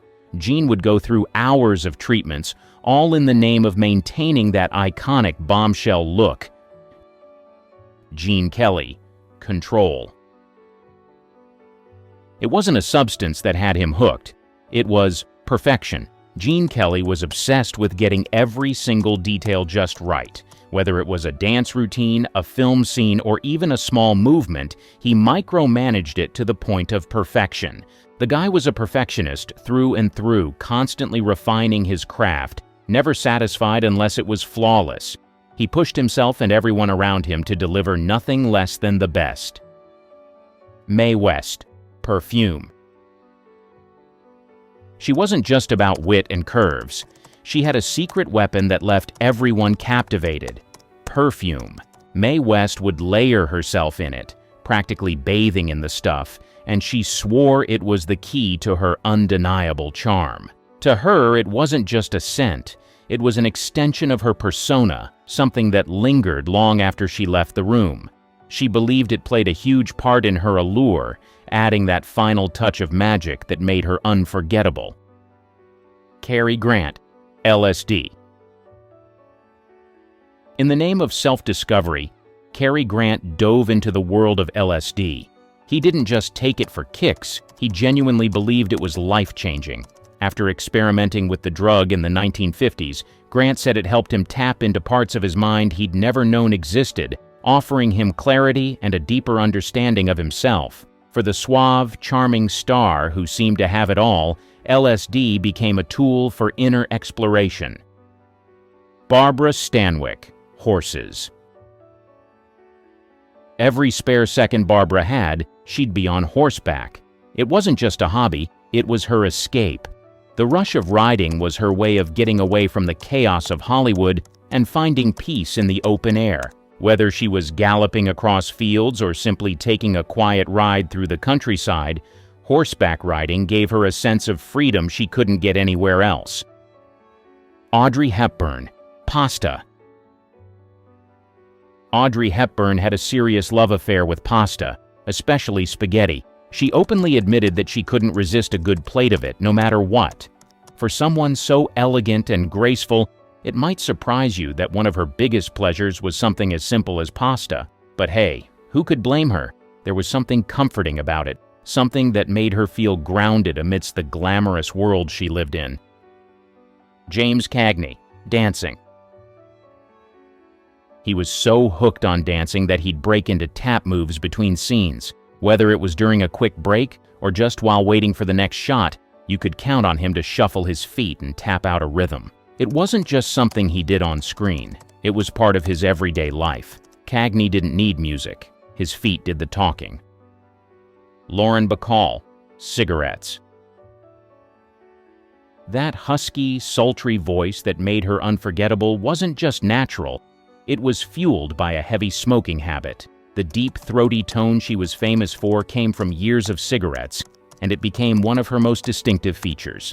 Bacall even admitted that the rasp was something she developed over time with smoking, giving her voice that signature seductive sound. While it certainly added to her allure, it also came with its costs. Paul Newman, racing. Hollywood stardom was great, but for Paul, his real addiction was car racing. He lived for the thrill of the track, pushing his limits in a way that Hollywood couldn't quite match. When he wasn't on set, you could find him behind the wheel, tearing up the roads and feeding that need for speed. Racing wasn't just a hobby for him. It was a passion, a way of life. The rush of the race was something he couldn't get enough of, and it became his true obsession, even more than the movies that made him famous. Sophia Loren, pizza. Did you know that Sophia Loren credited her famous curves to her love for pizza? I mean, how relatable is that? While most people might worry about their waistline, Sophia fully embraced her love for food, especially pizza. She said it was her secret to staying curvy and confident. And let's be honest, who wouldn't want to have the same relationship with pizza? It wasn't just about indulging, it was about enjoying life and embracing your body the way it is. Clark Gable, cologne. He doused himself in cologne so often that he earned a reputation as the best-smelling man in Hollywood. It wasn't just about a splash here and there. He made sure his scent was unforgettable. Whether it was during shoots or when he was out and about, his cologne became part of his signature. People couldn't help but notice the distinct, fresh smell that lingered after he left the room. Natalie Wood, shopping. She was completely hooked on retail therapy, buying clothes like they were going out of style. If there was a sale, you could bet she'd be first in line, scooping up everything that caught her eye. It wasn't just about fashion. It was a need, a way to feel in control in a world that often felt overwhelming. She'd shop as if those gorgeous dresses and chic outfits might vanish overnight. And honestly, who could blame her? Spencer Tracy, alcohol. Whether it was a late-night binge or just a little too much celebrating, Spencer often found himself battling a hangover while trying to focus on his lines. Despite the tough mornings, he kept his reputation intact and powered through. But his love for a good drink was no secret. Hollywood's golden age certainly had its share of party animals, and Spencer was one of the stars who truly embodied that wild side. Myrna Loy, dogs. She had a serious obsession with dogs, adopting more than she could handle. It was like a never-ending parade of pups at her place, each one cuter than the last. She couldn't resist rescuing every dog that caught her eye, and soon enough, her home was filled to the brim with furry friends. While it started as a love for animals, it quickly became a bit overwhelming, with the constant care and attention they all needed. Rock Hudson, Sugar. He had a major sweet tooth and was rarely seen without candy in hand. Whether it was a quick sugar fix between takes or just a little indulgence during downtime, candy was his constant companion. It wasn't just about a treat now and then. He was pretty much always munching on something sweet, and he didn't try to hide it. From chocolates to hard candies, if it had sugar, It was his weakness. Anne Margaret, motorcycles. She loved motorcycles almost as much as her co-stars, and that's saying something. Anne Margaret didn't just admire bikes, she was all about the ride. Whether she was zooming around town or taking a spin on set, motorcycles gave her a sense of freedom she couldn't get enough of. She even became known for her love of riding, which was just as intense as her on-screen presence. It was a perfect match for her high-energy, fearless personality. Gregory Peck, books. He couldn't get enough of reading, devouring novels whenever he had a break on set. While other stars might relax between scenes with a drink or chatting, Gregory was usually buried in a book, completely absorbed in another world. It wasn't just about passing time, it was his way of staying grounded, feeding his mind while the cameras weren't rolling. Shirley Temple, dolls. Even as an adult, she couldn't shake her love for dolls, a throwback to her child star days. What started as a cute collection during her early years in Hollywood stuck with her long after the cameras stopped rolling. She had shelves filled with them, each doll a little piece of nostalgia, reminding her of simpler times. It wasn't just about collecting, it was a way for her to hold on to her childhood innocence, even in the chaotic world of fame. Debbie Reynolds, collecting memorabilia. She ended up with one of the biggest collections of Hollywood memorabilia, and it wasn't just because she liked the idea of it. Debbie seriously loved the history of Tinseltown. Her collection had everything, from vintage movie posters to costumes and personal items from classic stars. It wasn't just a hobby for her. It was like holding on to pieces of Hollywood's golden era. Every item had a story, and Debbie treated them like treasures. It was her way of connecting with the magic of the movies and the legends who made them. Clint Eastwood, jazz music. He wasn't just a fan, he was seriously into it, often collecting rare jazz records and attending live performances. In fact, some of his early roles were influenced by his love for the genre, and it was said that the rhythm and improvisation in jazz inspired his own acting style, especially in his iconic roles. Even with all the action-packed tough guy roles, Clint always made sure to keep jazz close to his heart. Bing Crosby, golf. His addiction here was legendary. He didn't just play the game, he lived and breathed it. Bing was often found on the course, perfecting his swing and enjoying the serenity it brought him. He was known to skip out on Hollywood events just to hit a few rounds. Golf was his form of relaxation, a place where he could escape the pressures of fame and just focus on the game. His love for the sport was as well known as his voice. Tony Curtis, women. Tony Curtis was a self-confessed womanizer who never seemed to settle down. Jane Mansfield, Pink. Jane loved Pink so much, she dyed everything she owned, including her poodles. Henry Fonda, fishing. Fonda was addicted to fishing, often disappearing to catch trout. Grace Kelly, hats. Grace couldn't resist buying hats, owning more than she could ever wear. Lana Turner, shopping. Lana's addiction to shopping rivaled Natalie Wood's. She always had the latest fashion. Dean Martin, whiskey. Dean's love for whiskey wasn't just a Rat Pack persona, it was real. Joan Fontaine, gossip. Joan was addicted to gossip, stirring the pot in classic Hollywood circles.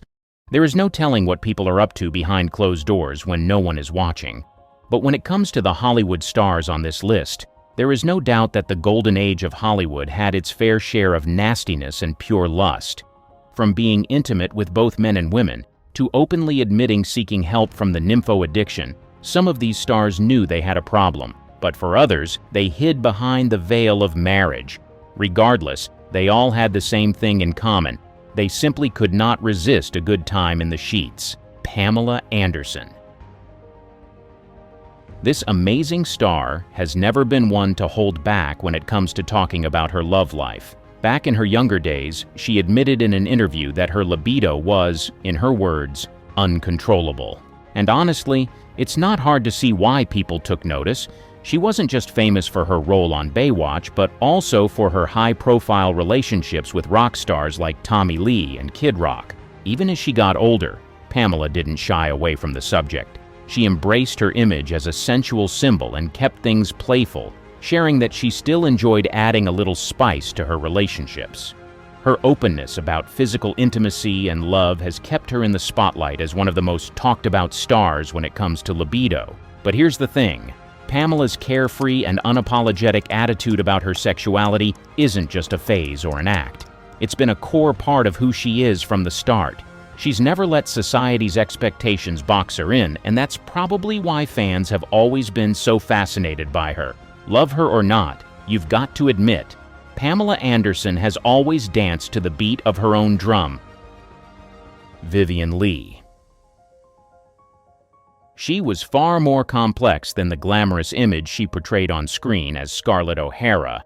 Beneath the surface of her dazzling career lay a life filled with personal struggles, heartbreak, and battles that would have overwhelmed many.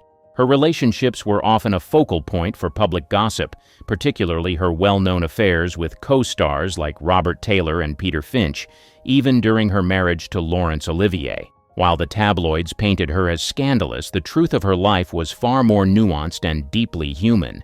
Vivien's real challenge wasn't the judgment of others, it was the battle within herself. She suffered from bipolar disorder, a condition that was poorly understood at the time. It led to extreme mood swings that impacted her relationships, career, and overall well-being. Her struggles became even more pronounced after a devastating miscarriage in 1945, an event that many believe intensified her emotional pain and left scars that never fully healed. Her health challenges didn't stop there. The book, Reframing Vivien Leigh, details how she suffered from illnesses throughout her life, which added another layer of difficulty to an already turbulent existence. These health issues, along with the rumors and speculation they stirred, created an image of a troubled star in the public eye. But behind the headlines was a woman fighting battles most would never understand. Despite it all, Vivien remained remarkably resilient. She continued to pour herself into her craft, delivering performances that captivated audiences and cemented her place in cinematic history. On stage and screen, she exuded a magnetic presence that few could match, even as she wrestled with her inner demons.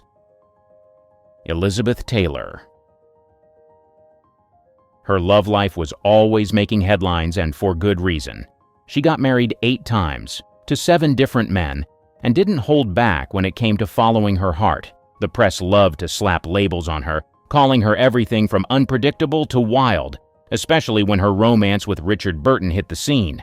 That relationship was Hollywood drama at its peak. Both Elizabeth and Richard were married to other people when their affair started, which only added fuel to the media frenzy. But their connection was undeniable, and their on-again, off-again romance became one of the most talked-about love stories of all time. They had fiery arguments, grand reunions, and moments so passionate they could have been straight out of one of their movies. The thing about Elizabeth, though, is she never apologized for living her life the way she wanted. She once said, "I don't regret anything I've ever done," and she meant it. She wasn't about to let public opinion dictate how she lived or who she loved. Elizabeth Taylor wasn't just a star, she was a force of nature. She loved deeply, made bold choices, and owned every moment of it. That's what made her unforgettable, not just her beauty or talent, but the way she lived life on her terms. Rita Hayworth. Her love life was just as adventurous as her Hollywood career.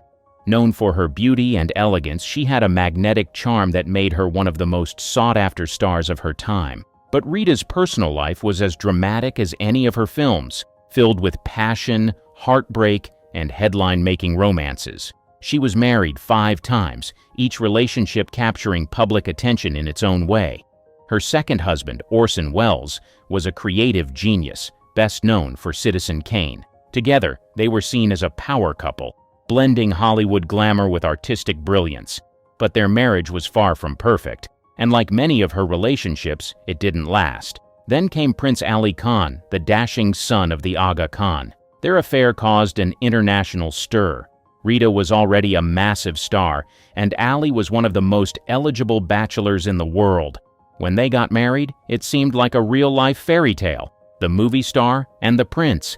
But even that storybook romance had its troubles. Their relationship was marked by intense highs and lows, and they eventually divorced. Rita wasn't just someone who fell in love. She dove headfirst into it, living with passion and following her heart wherever it led her. But that kind of intensity came with its challenges. She once said, "Every man I knew fell in love with Gilda and woke up with me," referring to her famous role in the movie Gilda. It was a bittersweet reflection on how people often saw her as the glamorous character on screen rather than the real woman behind it. Beyond the rumors and gossip, Rita Hayworth was a deeply human figure. She loved fiercely and openly, and she carried herself with grace even when things didn't work out. While her personal life was far from smooth, it's also what made her so relatable. Warren Beatty. While his career took off after the Golden Age, his romantic life was just as much a part of his legend as his acting. He was known for dating some of the biggest stars of the time, with his list of lovers reportedly numbering in the hundreds. Beatty didn't just have a few flings. He was deeply involved with many women, including major names like Natalie Wood, Julie Christie, and even Madonna in the 80s. His charm and looks kept him in the headlines, but it was his personality that really fueled the gossip. Beatty had a reputation for being confident and captivating, always able to win over whoever he set his sights on. His romantic relationships often became public spectacles, and he was rarely far from the tabloids. For years, he seemed to live in the spotlight, balancing his acting career with a relentless pursuit of romance. Despite his womanizing reputation, Beatty eventually settled down with actress Annette Bening, a move that surprised many who had grown used to his bachelor lifestyle. But even then, the stories of his past relationships continued to follow him, ensuring that his place in Hollywood history was as much about his personal life as it was about his films. Marlon Brando. Known not just for his incredible acting, but also for his wild, unpredictable love life. With his smoldering looks and undeniable talent, Brando quickly became a heartthrob, but his personal life was as intense as his performances on screen. He had numerous relationships with both men and women, making headlines for his openness and rebellious nature. Brando wasn't shy about his romantic interests, and over the years he fathered 11 children with different partners. His love life was as complicated and unpredictable as his roles, with many ups and downs. From his passionate relationships to his unorthodox lifestyle, Brando lived life on his own terms, constantly challenging Hollywood norms. Despite his many romantic entanglements, Brando was known for being deeply private about his personal affairs, leaving many details about his relationships to speculation. Still, his love life became as much a part of his legendary status as his groundbreaking performances, proving that he was not only a force on screen but off it too. Clark Gable.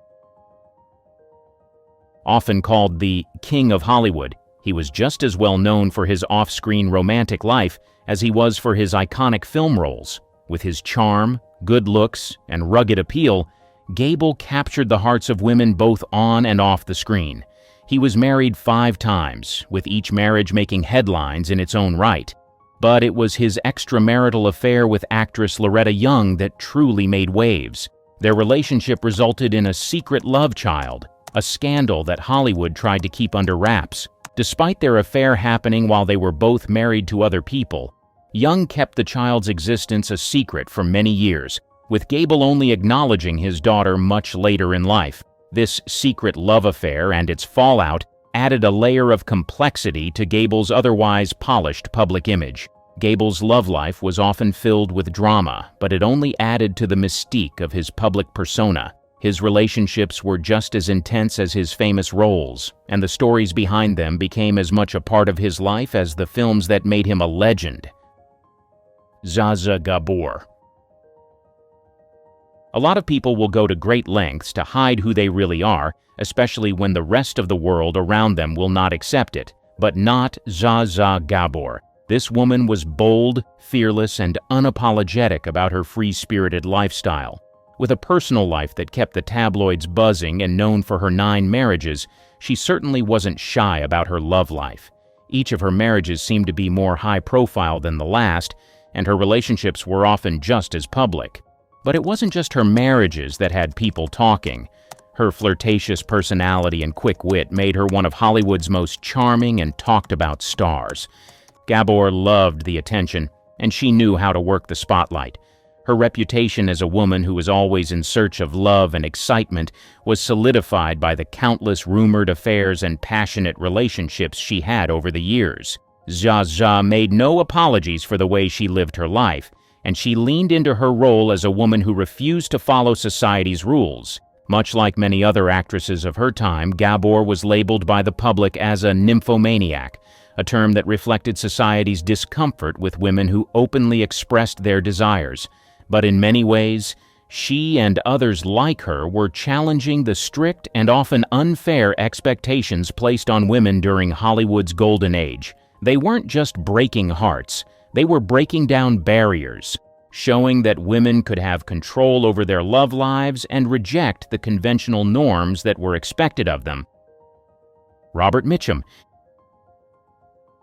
If there were ever a male version of Gabor, this would be him, just like her. Robert wasn't too keen on listening to what other people thought about him, and he lived his life regardless. He was the ultimate tough guy on screen, known for his gritty roles in noir films and westerns. But off-screen, his life was just as intense. Mitchum didn't just play bad boys, he lived like one too.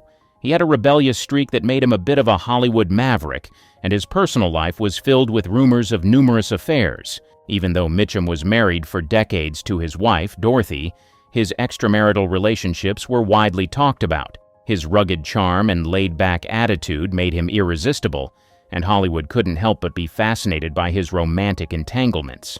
Mitchum didn't care much for the spotlight, but his love life added to the mystique of his public persona, with whispers about his love affairs and escapades never far from the tabloids. In a time when many actors tried to keep their personal lives under wraps, Mitchum's rebellious nature meant he was never one to follow the rules, whether in his roles or his relationships.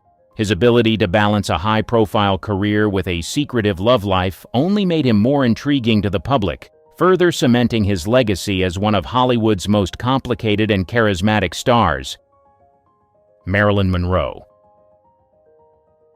We all know Monroe, don't we? So many things have been associated with her name: beauty, style, talent. But today, we will talk about her more intimate nature. She was Hollywood's ultimate bombshell, right? But her life off-screen was far from perfect. The media loved to paint her as a nymphomaniac because of her string of high-profile relationships, like her marriages to Joe DiMaggio and Arthur Miller.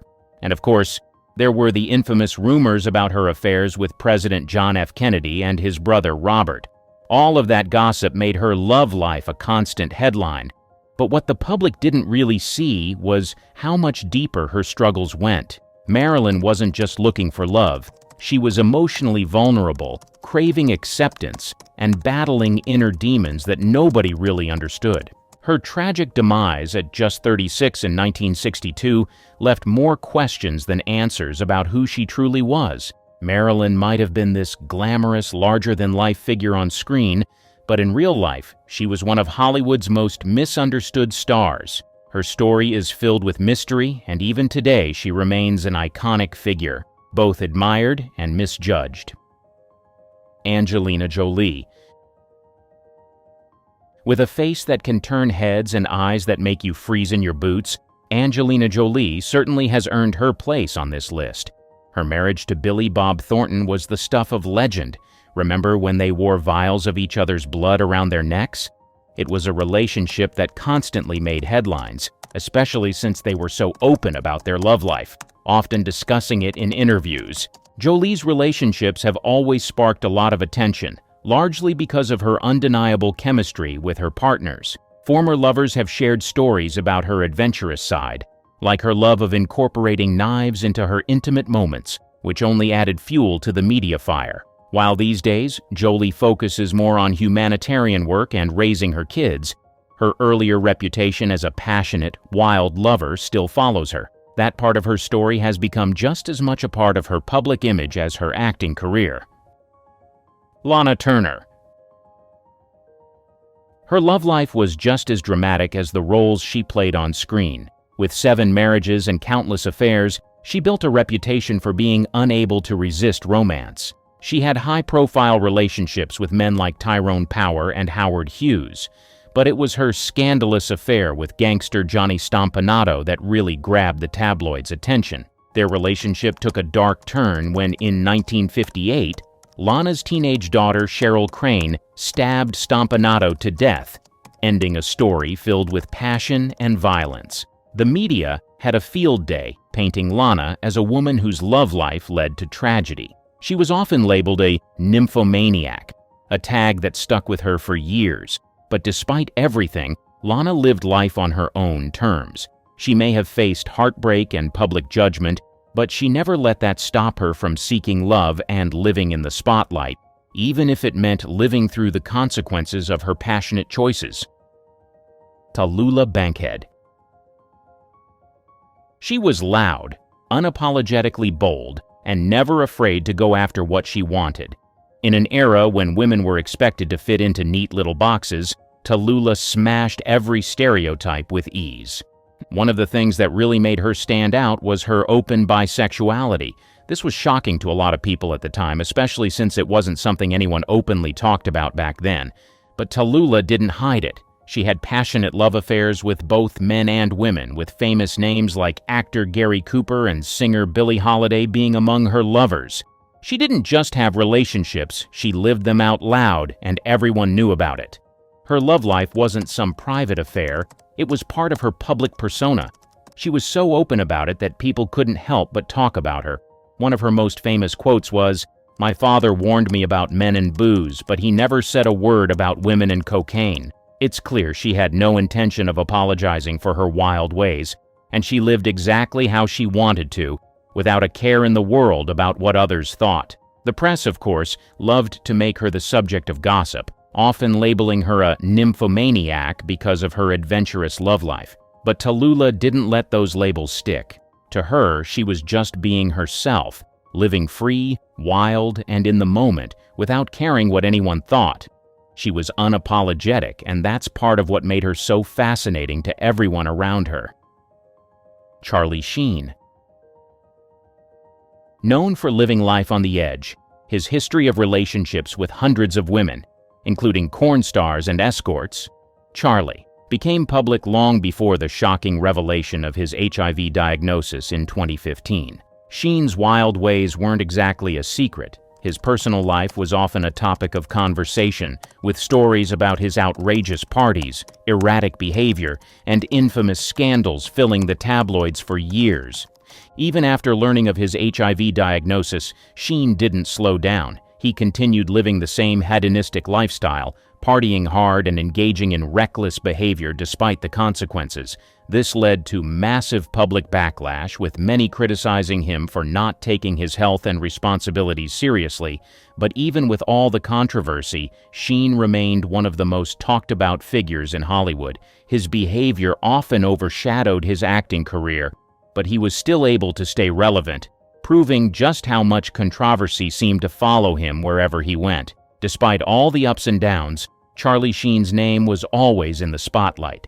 Whether it was for his role in 2.5 Men, his dramatic breakdowns, or his headline-grabbing personal life, Sheen was one of those celebrities who couldn't escape the constant buzz around him, good or bad. His story is a prime example of how scandal and fame often go hand in hand in the world of Hollywood. Michael Douglas.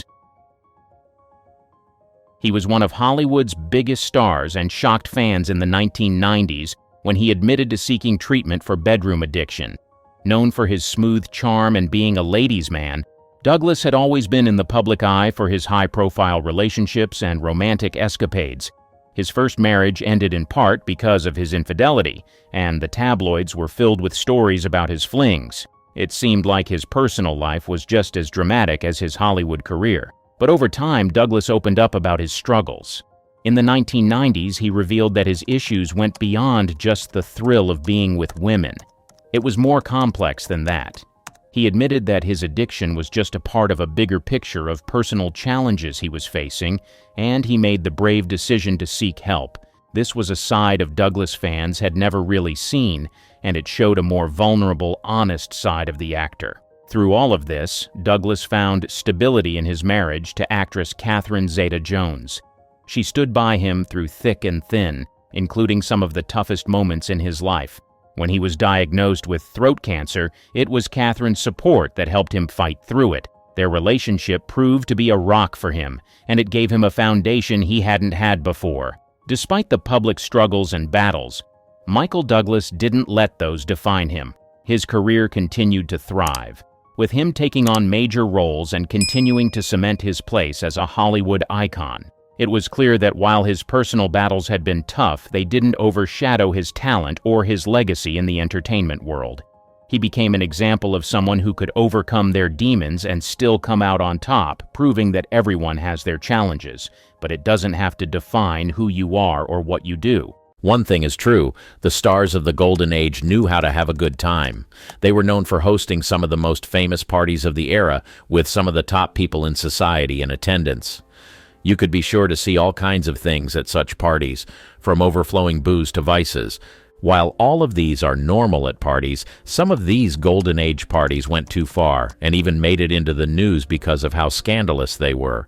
From the rumored orgies at Jane Mansfield's mansion to Fatty Arbuckle's deadly party, these 10 scandalous parties that took place in the Golden Age still shock people to this day. The Roaring Twenties Party. In the mid-1950s, America's power couple, Eddie Fisher and Debbie Reynolds, decided to host a party in their backyard, but this was not just any party. It was one that got people talking for a while. A good number of Hollywood couples threw parties in their homes during the Golden Age, but Eddie Fisher and Debbie Reynolds' 1955 party was said to be unforgettable. At the time, Eddie Fisher was known for his smooth and romantic chart-topping hits, while Debbie Reynolds, who was clearly smitten by the singer, was making waves as an actress. They both were at the peak of their careers in the 50s, and they were determined to keep working towards their goals. But every now and then, the couple loved to unwind and have fun by partying. Achieving such great things and getting famous in their 20s left them feeling fulfilled, and what better way to celebrate than to organize a party-themed Roaring Twenties. They wanted to enjoy their youth along with friends, and that was exactly what they did. They decided to transform their garage into a playroom as they set out to host one of the most exclusive parties in town. They invited some young stars like Tab Hunter, the poster boy for Teenage Dreams, and Leon Tyre, the charming actor. When the party began, everything seemed innocent, and the atmosphere was electric with the promise of a night to remember. But soon enough, it became obvious that this was not a regular party.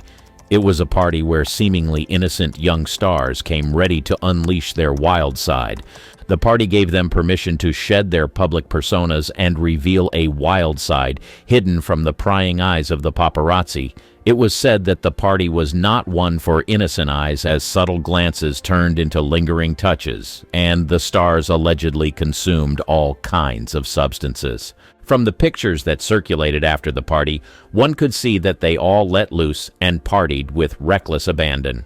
Most of the stars there were busy exploring their raw, untamed passion, and no one was left out of the fun. Only the people who attended the party truly know what happened that night, but rumors circulated that it was a bit too wild. No one expected it to turn out that way, especially because Debbie Reynolds and Eddie were known to have a wholesome image. MGM's Dark 1937 Party. The MGM's Grand Party in 1937 was an event that a lot of people enjoyed, but for one actress, Patricia Douglas, it turned into a night she desperately wanted to erase. According to reports, the party was organized in Los Angeles in honor of MGM's top salesman. There were already rumors about the strange things that the top men in the studio did behind closed doors, but not many people knew the extent of it. Before the party began, the studio brought the salesman in by train from different parts of the country, and it looked like it was going to be the most glamorous party of the year. The event was extravagant, with star-studded meet and greets, marching bands to lead the way, and even a fleet of motorcycle cops providing a grand entrance. There was a private rail car, brimming with promise, booze, and lively conversations. To commence the ceremony, which was to take place at the famous Ambassador Hotel, MGM's Louis B. Mayer stepped on stage and gave a speech. But it was after the ceremony that the convention's grandeur took a dark twist. The centerpiece was a lavish party with the comedic brilliance of Laurel and Hardy and the mesmerizing Dandridge sisters.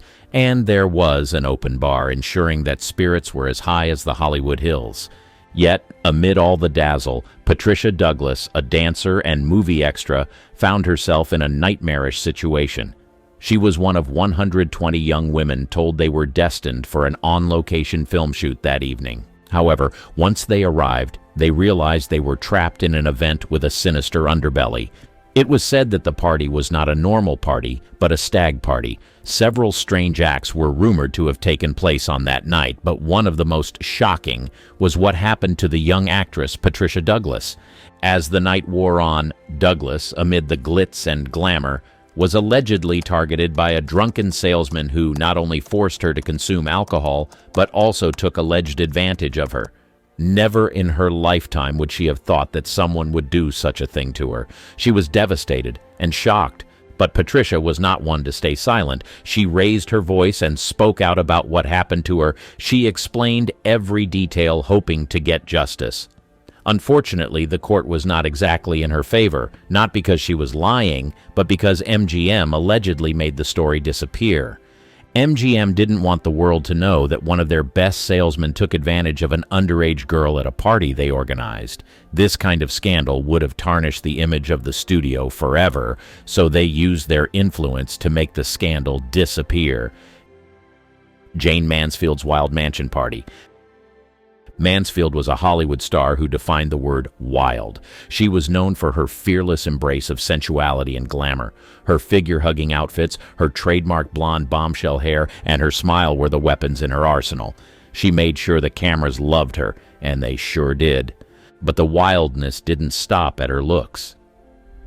Jayne was a party animal, and her Hollywood Hills mansion was the backdrop for some of the wildest soirees that ever graced the hills.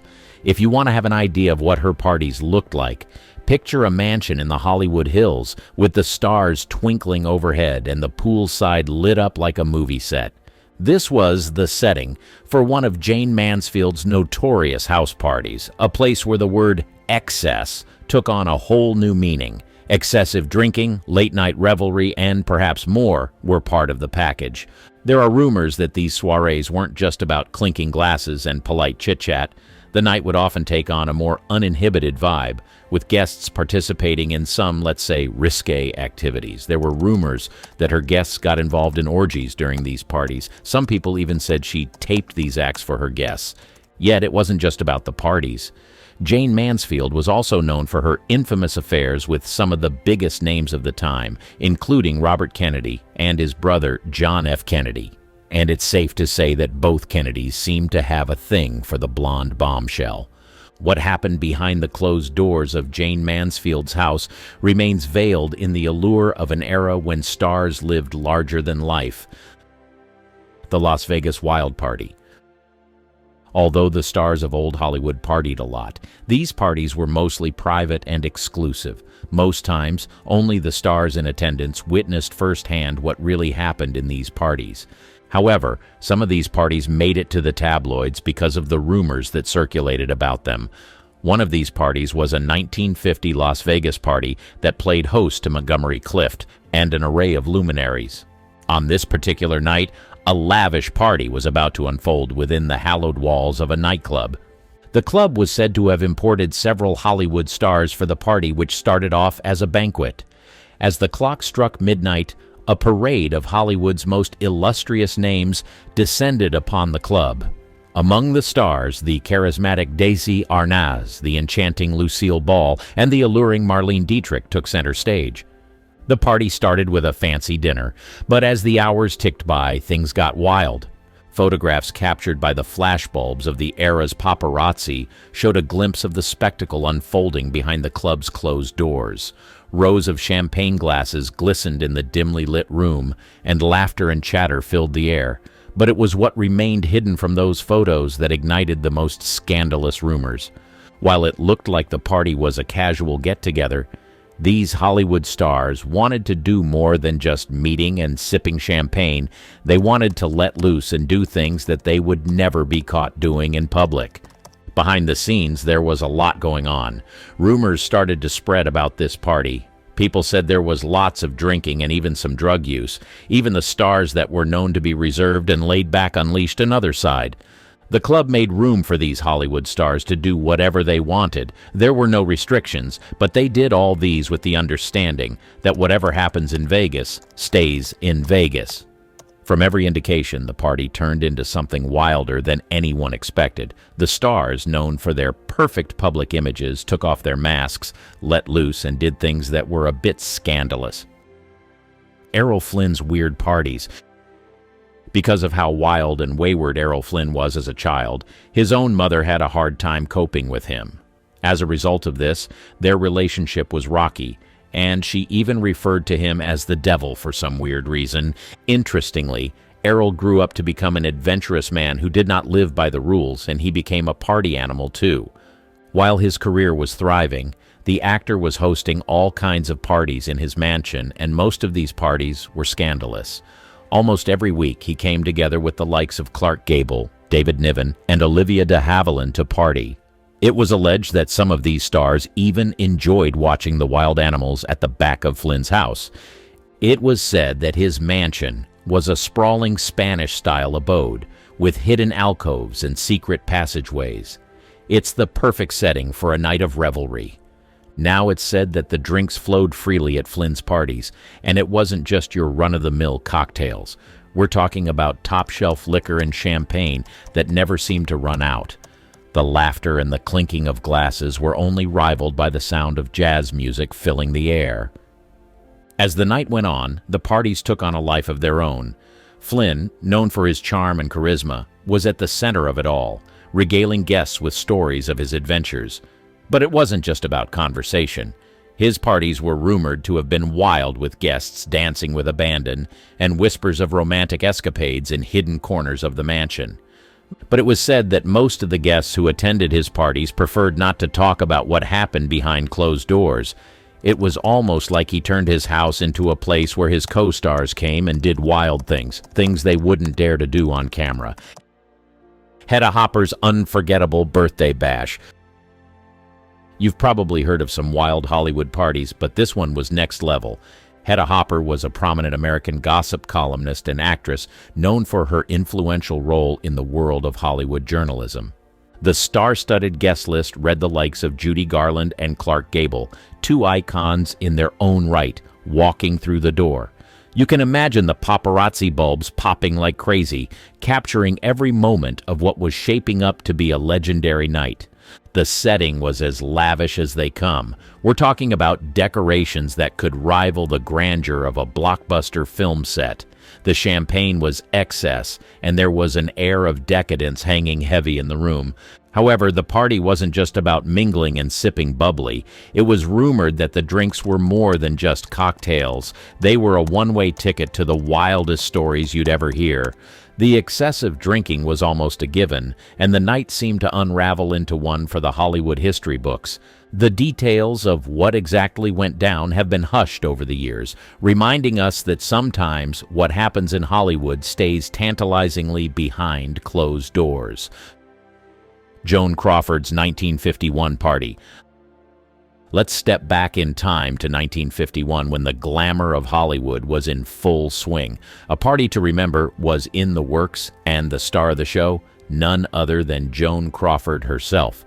The party took place at Stork Club, New York, but it was not your regular party. The Stork Club in Hollywood is a name that resonates with late-night revelry and the kind of extravagance that only old Hollywood could conjure. This was the place where Frank Sinatra crooned, Marilyn Monroe dazzled, and Humphrey Bogart owned the night. But that fateful night, Joan Crawford was the star of the night. Joan Crawford was known for being one of the most prominent and versatile actresses in the golden age of Hollywood. She was celebrated for her remarkable career, spanning several decades, and was renowned for her roles in films like Mildred Pierce, Possessed, and The Woman. The actress was also said to be a free spirit. When it came to partying, she did whatever she pleased. So on that starry night, Joan Crawford arrived at the Stork Club in grand style, ready to let loose and paint the town red. Rumor had it that the party took a wild turn.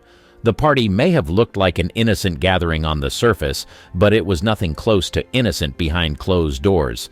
After the party, photographs from the party began to circulate like wildfire and showcased Joan, the epitome of Hollywood elegance, letting her hair down, indulging in vices, and having the time of her life. It was a party where some glamorous stars had their moments of wild abandon. Sophia Loren's Los Angeles party. It was the year 1957, and Sophia Loren was throwing a party that was about to go down in Hollywood's history. If you've ever seen that iconic snapshot of Sophia eyeing Jane Mansfield's daring cleavage, well, that's just a sneak peek of what was in store that fateful night. The Paramount Pictures lot was buzzing with anticipation, all for the lady of the hour, Sophia Loren. You see, this wasn't your average soiree. This was an ode to glamour, star power, and a touch of wildness. Hollywood bombshells and the creme de la creme of Tinseltown's leading men were in attendance. The guest list read like a Hollywood Walk of Fame. But it wasn't just the people in attendance that caught people's attention. It was the things that they indulged in. If there was a queen of wild parties, it would be her. And guess what? She was there, right by Sophia's side. You just knew this night was about to take a walk on the wild side. The pictures from the party showed that Jane Mansfield had let go completely and was ready to have a good time. Behind those closed doors, things were heating up. People indulged in vices, puffing on cigarettes and sipping cocktails like there was no tomorrow. The air was thick with laughter, secrets, and that unmistakable Hollywood magic. People whispered about clandestine affairs, hidden rendezvous, and wild antics that made this party legendary. The truth is, it played out just like any other wild Hollywood soiree. Excess, indulgence, and stories to tell for years to come. Sophia Loren's 1957 party was a night to remember, or maybe one to forget, depending on how much you indulged. The Wild Garden of Allah party. The Garden of Allah was a grand stage for Hollywood's wildest rendezvous in the 1920s and 30s. This wasn't just a hotel, it was a swirling maelstrom of glamour, gin, and gossip. The things that happened in this hotel would shock anyone who wasn't part of Hollywood's elite. Imagine stepping through the hotel's grand entrance, the faint strains of jazz dancing in the air. The lobby, adorned with Art Deco splendor, was calm before the storm. Once you entered the heart of the hotel, the real revelry began. This was the place where the likes of Errol Flynn partied. Excessive drinking was practically a Garden of Allah ritual. The bartender, a maestro of mixology, concocted cocktails that could make Hemingway blush. As the night aged, so did inhibitions. The stars, whether Fitzgerald with his novels or Flynn with his swashbuckling charm, were no strangers to the allure of a well-filled glass. But it wasn't just the booze that flowed there. It was secrets and scandals, too. You'd find affairs blooming amidst the potted palms, trysts concealed behind heavy velvet curtains. Stars whispered sweet promises under dim chandeliers, knowing full well that the dawn would uncover their transgressions. Gossip flowed through the garden like the wine in their glasses. In 1930, a notorious party at the Garden had F. Scott Fitzgerald at the center of a fiery altercation. He reportedly threw a champagne glass at his wife Zelda during a heated argument. The party didn't just end in a whisper, it made headlines across the nation. These parties were wild. The Garden of Allah was a melting pot of vice and virtue, an incubator for scandal and salacious stories. Imagine, in the 1920s and 30s, the world was emerging from the constraints of prohibition, and Hollywood had a thirst to quench. If you'd attended, you'd be swept into a tempest of cocktails and carousing, where the laughter was raucous, the music was intoxicating, and the shadows concealed more than you could imagine. It was a place where stars shone brightest and fell hardest, where Hollywood's secrets and sins were laid bare under the California stars. These parties were a whirlwind of decadence and debauchery, where the only rule was to indulge in every whim. The excesses of the Marion Davies Beach House. On the sun-kissed shores of Santa Monica in the 1920s, that's where you'd find the exclusive world of Marion Davies Beach House bashes, where the newspaper magnate William Randolph Hearst and his mesmerizing mistress Marion Davies played host to extravagant gatherings that redefined the very essence of opulence. It was in this very house that a Hollywood star almost got shot. The scene was set against the backdrop of the Pacific Ocean, where golden sands met the blue horizon. The likes of Charlie Chaplin, the silent film maestro, and Greta Garbo, the enigmatic siren, were said to have partied there. However, chaos wasn't just a stranger, it was an unwelcome guest at these parties. The very extravagance that made these parties legendary also made them vulnerable to spiraling into mayhem. It wasn't unusual for the evening to end in a storm of shouting, shoving, and sometimes even broken glasses. For example, a notorious incident took place in 1924 when Hearst, known for his temper, allegedly pulled a gun on fellow guest Charlie Chaplin during an argument. It was the sort of drama that would give tabloids enough material to fuel their presses for weeks. If you were to attend such parties, you'd be a witness to history, a participant in the surreal world where excess was an art form. You'd see stars of the silver screen at the pinnacle of their fame, dressed in their finest, yet sometimes descending into the depths of chaos. You'd see the allure of Hollywood, but also the dark side of indulgence. These beach house bashes weren't just parties, they were a representation of the things that happened when Hollywood stars came together and decided to indulge in whatever they wanted to do. When the cameras were not present, these beach house bashes were a source of escape from the pressures of fame. These parties, as crazy as they seemed, were like a scene from Judy Garland's life. Is it hard to believe that beautiful and successful actors would stoop so low as to be petty thieves, right? Well, not in all cases were these actors stealing out of a disorder. Some had other reasons behind their thefts. Whether it was legitimate or not, that's a question you can answer for yourself. Dorothy Lamour. In Hollywood's golden age, Dorothy Lamour was the sarong queen. Her exotic charm and roles in tropical films earned her the title. But behind the fame and luxury, few knew a quirky side to her. She had a habit of taking things that didn't belong to her. Dorothy was famous for her roles in the Road to series with Bob Hope and Bing Crosby, but she was just as well known among studio staff for her souvenirs. After a shoot wrapped, little props and costume pieces would sometimes mysteriously go missing. Jewelry, accessories, and even small set decorations would end up in Dorothy's possession. She wasn't stealing to be sneaky, though. She just loved keeping mementos to remind her of her work. Her co-workers would later laugh about it. She had a knack for making things disappear. Some thought it was harmless, while others believed it was her way of holding on to the memories of her success. After all, Hollywood was a tough business, and stars like Dorothy constantly worried about staying relevant. Even though she had this unusual habit, Dorothy remained a beloved figure in Hollywood.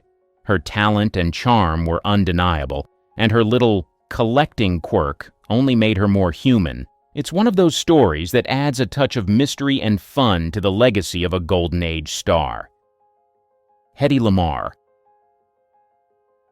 She was a Hollywood icon and a brilliant inventor whose work helped pave the way for modern Wi-Fi. However, even someone as extraordinary as Hedy had her controversies. One of the most shocking was a shoplifting accusation for jewelry in the 1960s. The story made headlines everywhere. Imagine this glamorous movie star, who had once been dubbed the most beautiful woman in the world, being dragged into court over some stolen necklaces and rings. It seemed unbelievable. Hedy, of course, denied everything and claimed it was all a big misunderstanding. She said she'd simply forgotten to pay, but the media wasn't buying it. They ran with the scandal. turning what might have been an honest mistake into a full-blown character assassination.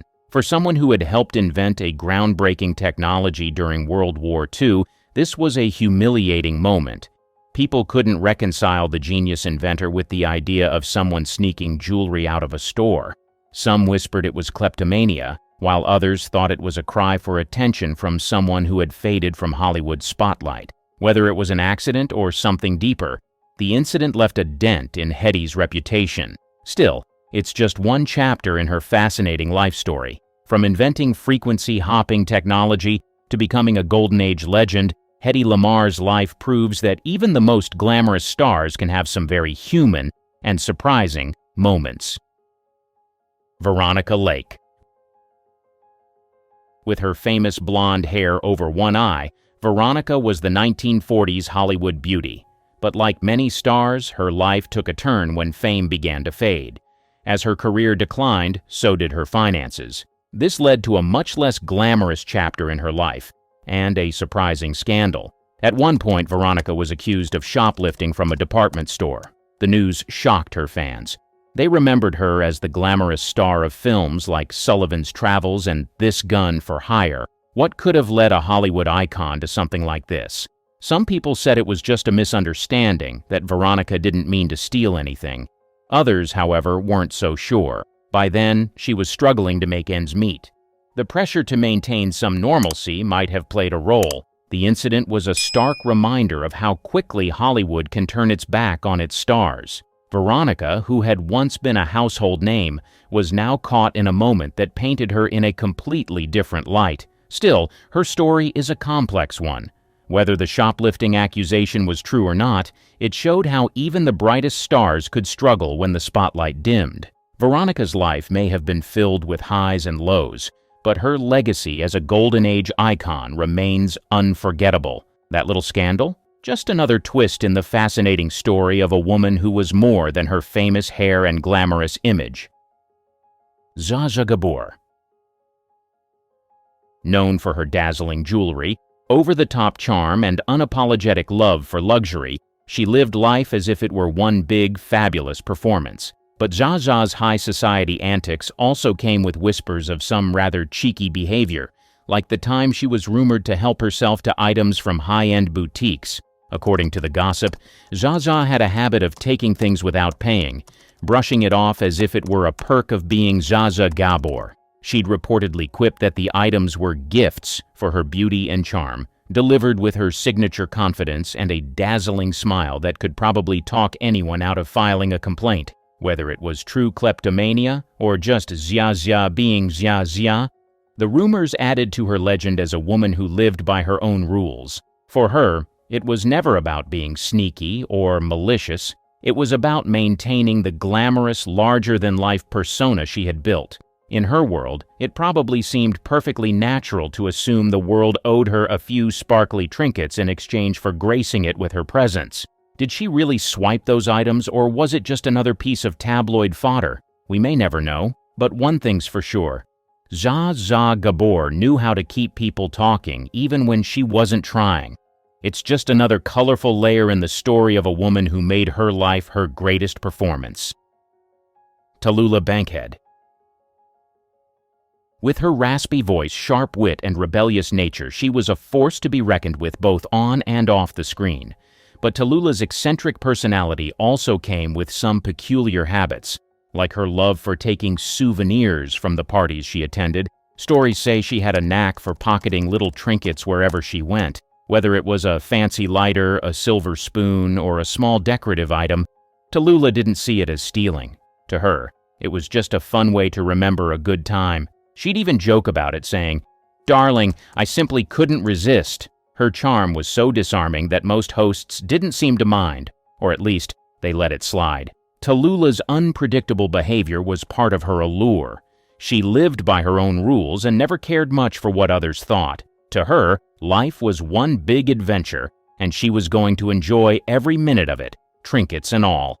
Whether you see it as a harmless quirk or a touch of kleptomania, this little habit of hers only adds to the legend of Tallulah Bankhead, a woman who knew how to make an impression and leave with a little keepsake to boot. Elizabeth Taylor. She was famous for her beauty, talent, and love of all things luxurious.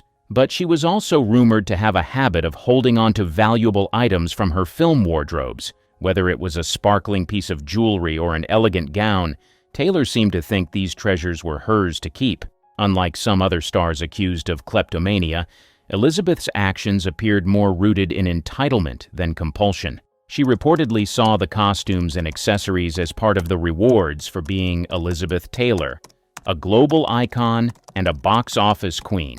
After all, who could blame her for wanting to keep a diamond necklace or an exquisite dress that she had brought to life on screen? While some studios grumbled about the missing items, others were too starstruck by Taylor's larger-than-life presence to make a fuss.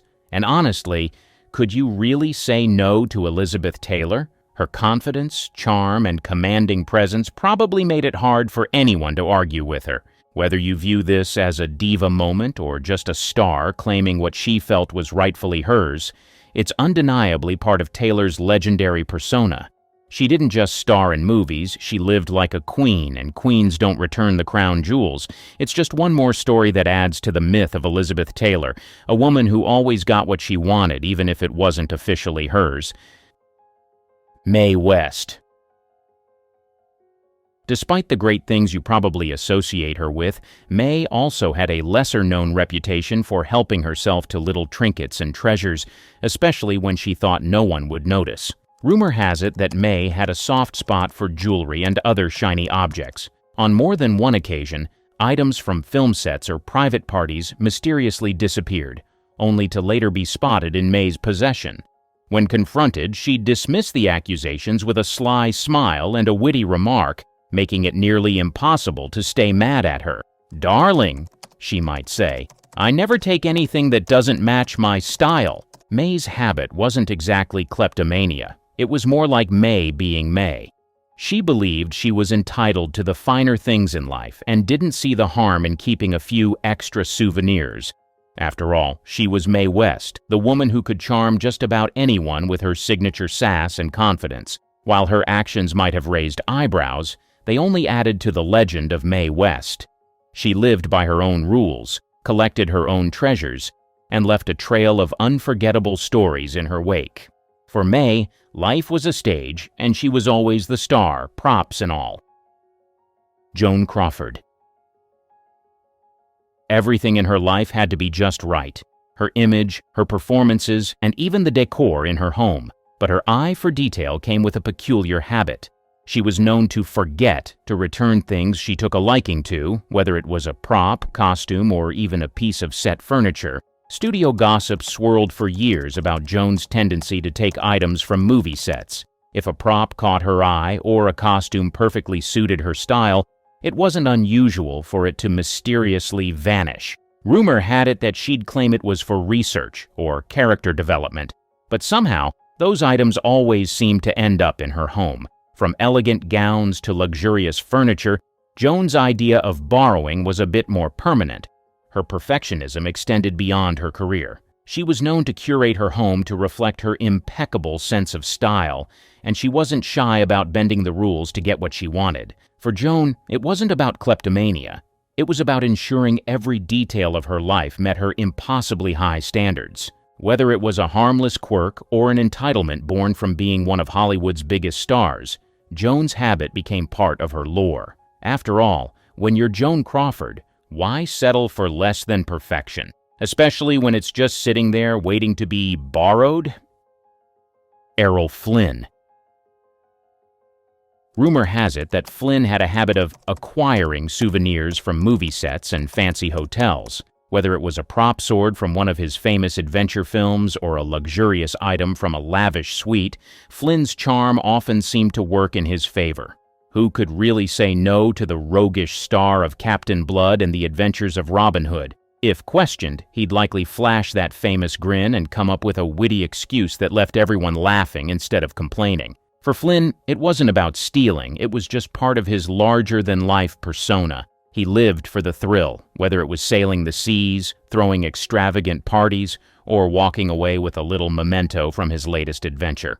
To him, the world was a playground, and he was the dashing rogue living life to the fullest. While these stories might just be part of the legend surrounding Flynn, they fit perfectly with his image as Hollywood's charming bad boy. Whether true or exaggerated, they add yet another layer to the myth of Errol Flynn, a man who made every moment and every set an adventure.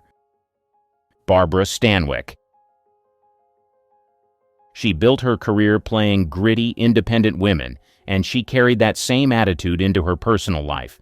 This reputation for being fiercely independent extended to her behavior on set as well, where some whispers suggested she had a habit of taking home items from the production she worked on. According to rumors, Stanwyck didn't see it as theft. She saw it as fair compensation for her hard work and dedication to her roles. Whether it was a prop or a piece of costume jewelry, if she liked something, it was said she would borrow it, sometimes without asking. After all, she was one of Hollywood's highest-paid actresses, and after giving so much of herself to her roles, what was a little keepsake here and there? These acts weren't about being sneaky, they were more about Stanwyck's sense of ownership over the work she did. With the kind of roles she took on, strong, resourceful women who didn't wait around for handouts, it's easy to see how she might have felt entitled to take home a piece of the action. The on-screen tough gal seemed to be reflected in her off-screen practicality. Though not widely reported or as infamous as other stars' kleptomania rumors, Stanwyck's supposed habit adds another layer to the image of a woman who worked hard, played hard, and wasn't about to ask permission for what she believed was rightfully hers. Lana Turner. As the ultimate blonde bombshell of Hollywood's golden age, Lana was always at the center of attention, known for her stunning beauty, glamorous image, and tumultuous love life. She was one of the most talked-about stars of her time. But while her movie career and personal drama often made headlines, there were also whispers about some of her more questionable behaviors. Among the gossip was the suggestion that Lana had a habit of walking off with items from movie sets or high-end boutiques. Whether it was a piece of jewelry, a prop from one of her films, or an expensive accessory, rumors circulated that Lana didn't always bother to return the things she borrowed, or sometimes even those she didn't. The media and the public were so enchanted by her charm and beauty that any accusations of theft tended to get lost in the noise of her fame. In a way, Lana Turner's allure was so powerful that people were more likely to overlook or downplay these allegations. She was the picture of elegance and perfection, and who could resist her captivating presence?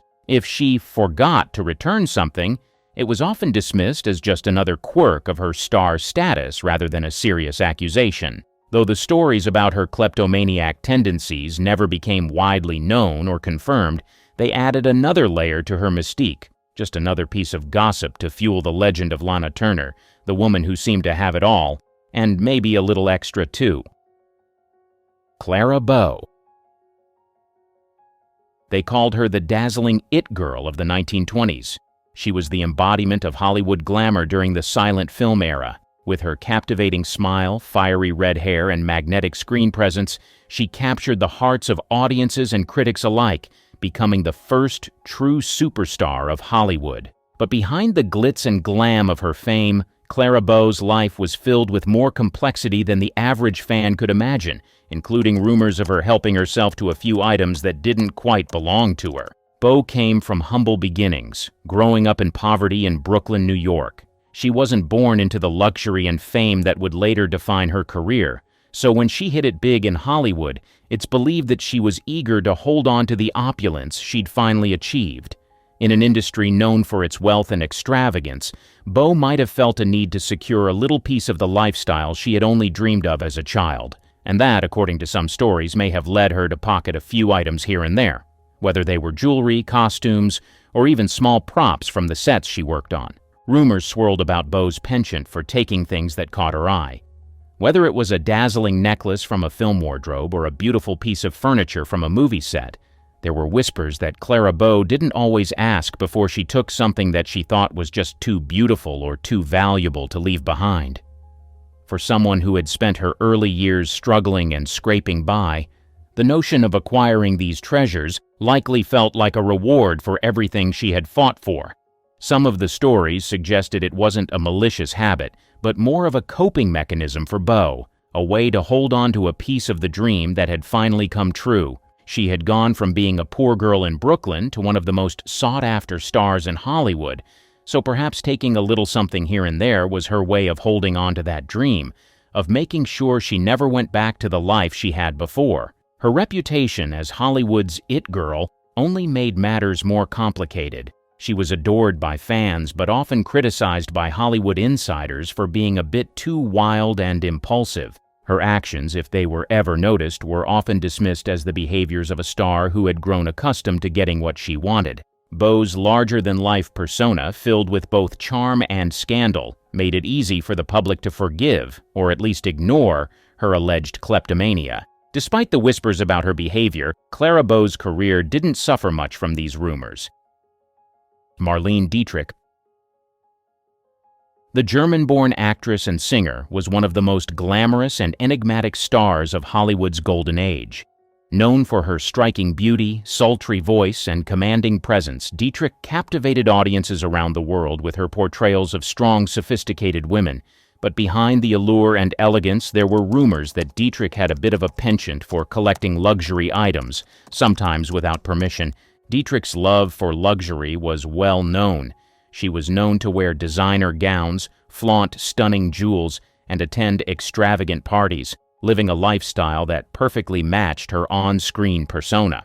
She wasn't just a star, she was an icon of sophistication and refinement, someone who seemed to have the world at her feet. But with such a high-profile life came whispers about her behavior off-camera, particularly in relation to her occasional habit of collecting things that caught her eye. Rumors suggest that Dietrich often took small but expensive items, jewelry, trinkets, or even fashionable accessories, from private parties, movie sets, or even luxury boutiques. It wasn't so much about stealing as it was about her discerning eye and an apparent sense of entitlement to the finest things life had to offer. In a world where she was surrounded by opulence, it might have seemed perfectly natural to her to take home a piece of the luxury she admired. One of the reasons this behavior might have flown under the radar was Dietrich's undeniable charm and elegance. Her impeccable poise and unearthly beauty made it easy for people to overlook or forgive any minor infractions, especially when they came from someone as mesmerizing as Dietrich. If she happened to forget to return an item, no one was likely to challenge her. After all, she had a magnetic presence that made her irresistible, and her fame provided her with a sort of shield from any real scrutiny. Dietrich's reputation as a glamorous diva also added a layer of mystique to her rumored kleptomania. In a way, it was almost fitting. She was the embodiment of the Hollywood starlet who could do no wrong. If she took a piece of jewelry or a piece of decor from a set, it was almost as if she deserved it. After all, she was Marlene Dietrich. This attitude may have been compounded by her early experiences in Europe, where she struggled to make ends meet before her rise to fame. Coming from a modest background, she was known to have a complex relationship with wealth and luxury, appreciating it perhaps more than those born into privilege. Her penchant for collecting items also became part of her larger-than-life persona. Dietrich's life was filled with intrigue, from her love affairs to her fierce independence. Taking things, whether consciously or subconsciously, seemed like just another part of the bold character she had cultivated. A woman who could make headlines for being a star on screen could just as easily make them for her less-than-glamorous tendencies off-screen. While these stories were never fully substantiated, they contribute to the myth and allure of Dietrich's legacy. She was the kind of star who defied convention, and her rumored kleptomania only added to the mystique that surrounded her. Whether or not she truly helped herself to a few luxury items during her rise to fame, the rumors fit perfectly with the persona of a woman who was unapologetically herself and who lived life on her own terms. Hollywood always had shining stars, but beneath the surface lies a darker side, a history marked by manipulation, betrayal, and cruelty. Some actresses didn't just play villains on screen, they brought their ruthlessness into real life. From feuds that destroyed careers to schemes that went far beyond the cameras, their actions weren't just scandalous, they were downright chilling. But who were these women, and what made them cross the line? Norma Shearer. She was a stunning, poised actress at the top of her game in the 1930s, but with a little secret weapon up her sleeve: her husband, Irving Thalberg, the head honcho of MGM, the most powerful studio at the time. Being married to the boy wonder of Hollywood meant Norma wasn't just any actress. She practically had a direct line to the casting couch, and not in the way you'd think. Here's where it gets juicy. Norma was accused of using her marital connection to snag roles that other actresses were gunning for, sometimes ruthlessly. Take Joan Crawford, for instance.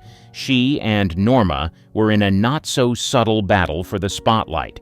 Joan once said, "How can I compete with Norma? She sleeps with the boss." It wasn't just Joan, though. Myrna Loy, another MGM star, also felt the sting of Norma's influence. Loy believed she lost roles because Norma had first dibs on the juiciest scripts. Norma wasn't just sitting around waiting for opportunities to fall into her lap, though. Oh no, she hustled.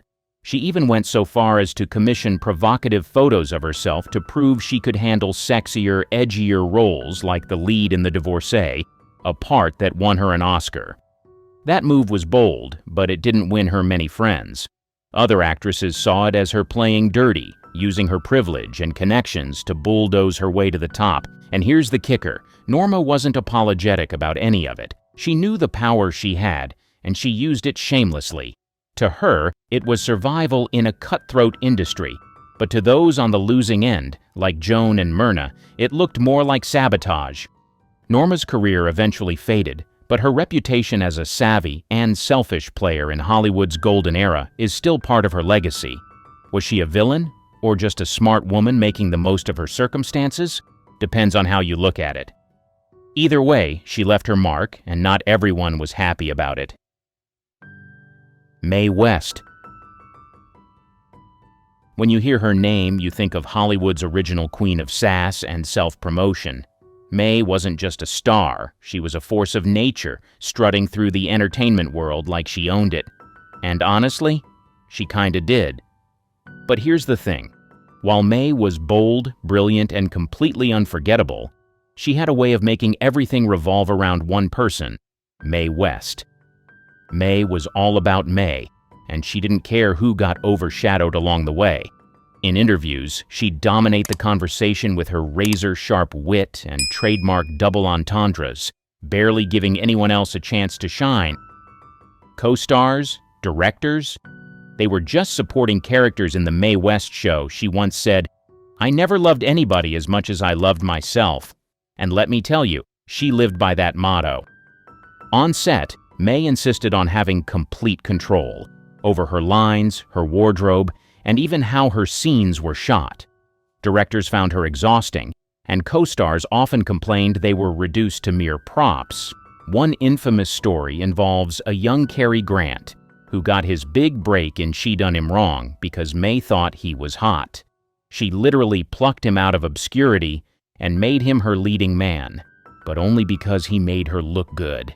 Mae even wrote most of her own scripts, which sounds impressive until you realize they were mostly vehicles for her to deliver one-liners and look fabulous. If a scene wasn't all about her, she'd either rewrite it or refuse to shoot it. Her co-stars? They were lucky if they got a word in edgewise. But here's the thing about Mae. She didn't care if people thought she was selfish. In fact, she leaned into it.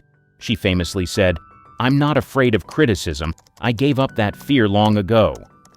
To Mae, being selfish wasn't a flaw. It was a survival strategy in an industry that chews people up and spits them out. So, love her or hate her, Mae West made Hollywood play by her rules. Was she selfish? Absolutely. But she was also a trailblazer, proving that a woman could run the show and own it without apologizing for a second. Marilyn Monroe. She had the looks, the charm, and that breathy voice that made her an icon, but behind all the glamour was a woman who didn't always play nice. Sure, Marilyn seemed like the sweet, shy girl next door, but in reality, she could be manipulative, selfish, and frustrating to deal with. Marilyn had a way of making everything about her, especially when it came to relationships. She charmed men with ease, but many of them, from Joe DiMaggio to Arthur Miller, felt like they were used as stepping stones or props to maintain her image. Marilyn craved adoration, and if she wasn't the center of attention, she'd find a way to turn the spotlight back on herself. She had a knack for keeping people hooked on her vulnerability, but some insiders felt it was all part of her act, a way to control those around her. On set, Marilyn's behavior drove directors and co-stars up the wall. She was notoriously late, sometimes by hours, leaving entire crews waiting while she finished getting ready or dealt with her personal dramas. Directors like Billy Wilder, who worked with her on Some Like It Hot, called her a nightmare to work with, even if the results were worth it. Studio executives lost money because of her delays, and she'd show up unprepared, forgetting her lines and making scenes take twice as long to shoot. What's wild is that Marilyn's antics weren't always accidental. Some believed she showed up late or caused chaos on purpose just to keep everyone off balance and ensure she remained the most important person in the room. She once said, "If I'd observed all the rules, I'd never have got anywhere." And honestly, that tells you everything you need to know. Still, Marilyn's charm was her secret weapon.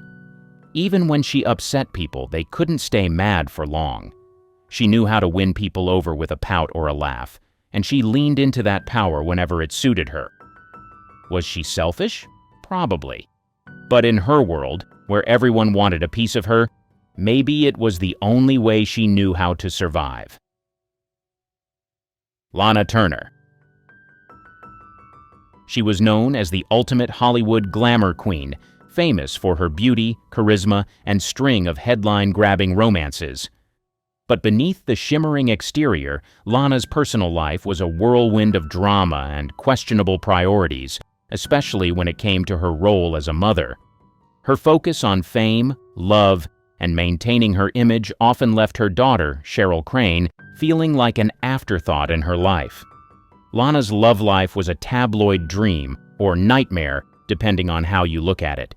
She married 8 times to 7 different men, and each relationship seemed more chaotic than the last. Her constant search for love and validation often overshadowed her responsibilities as a mother.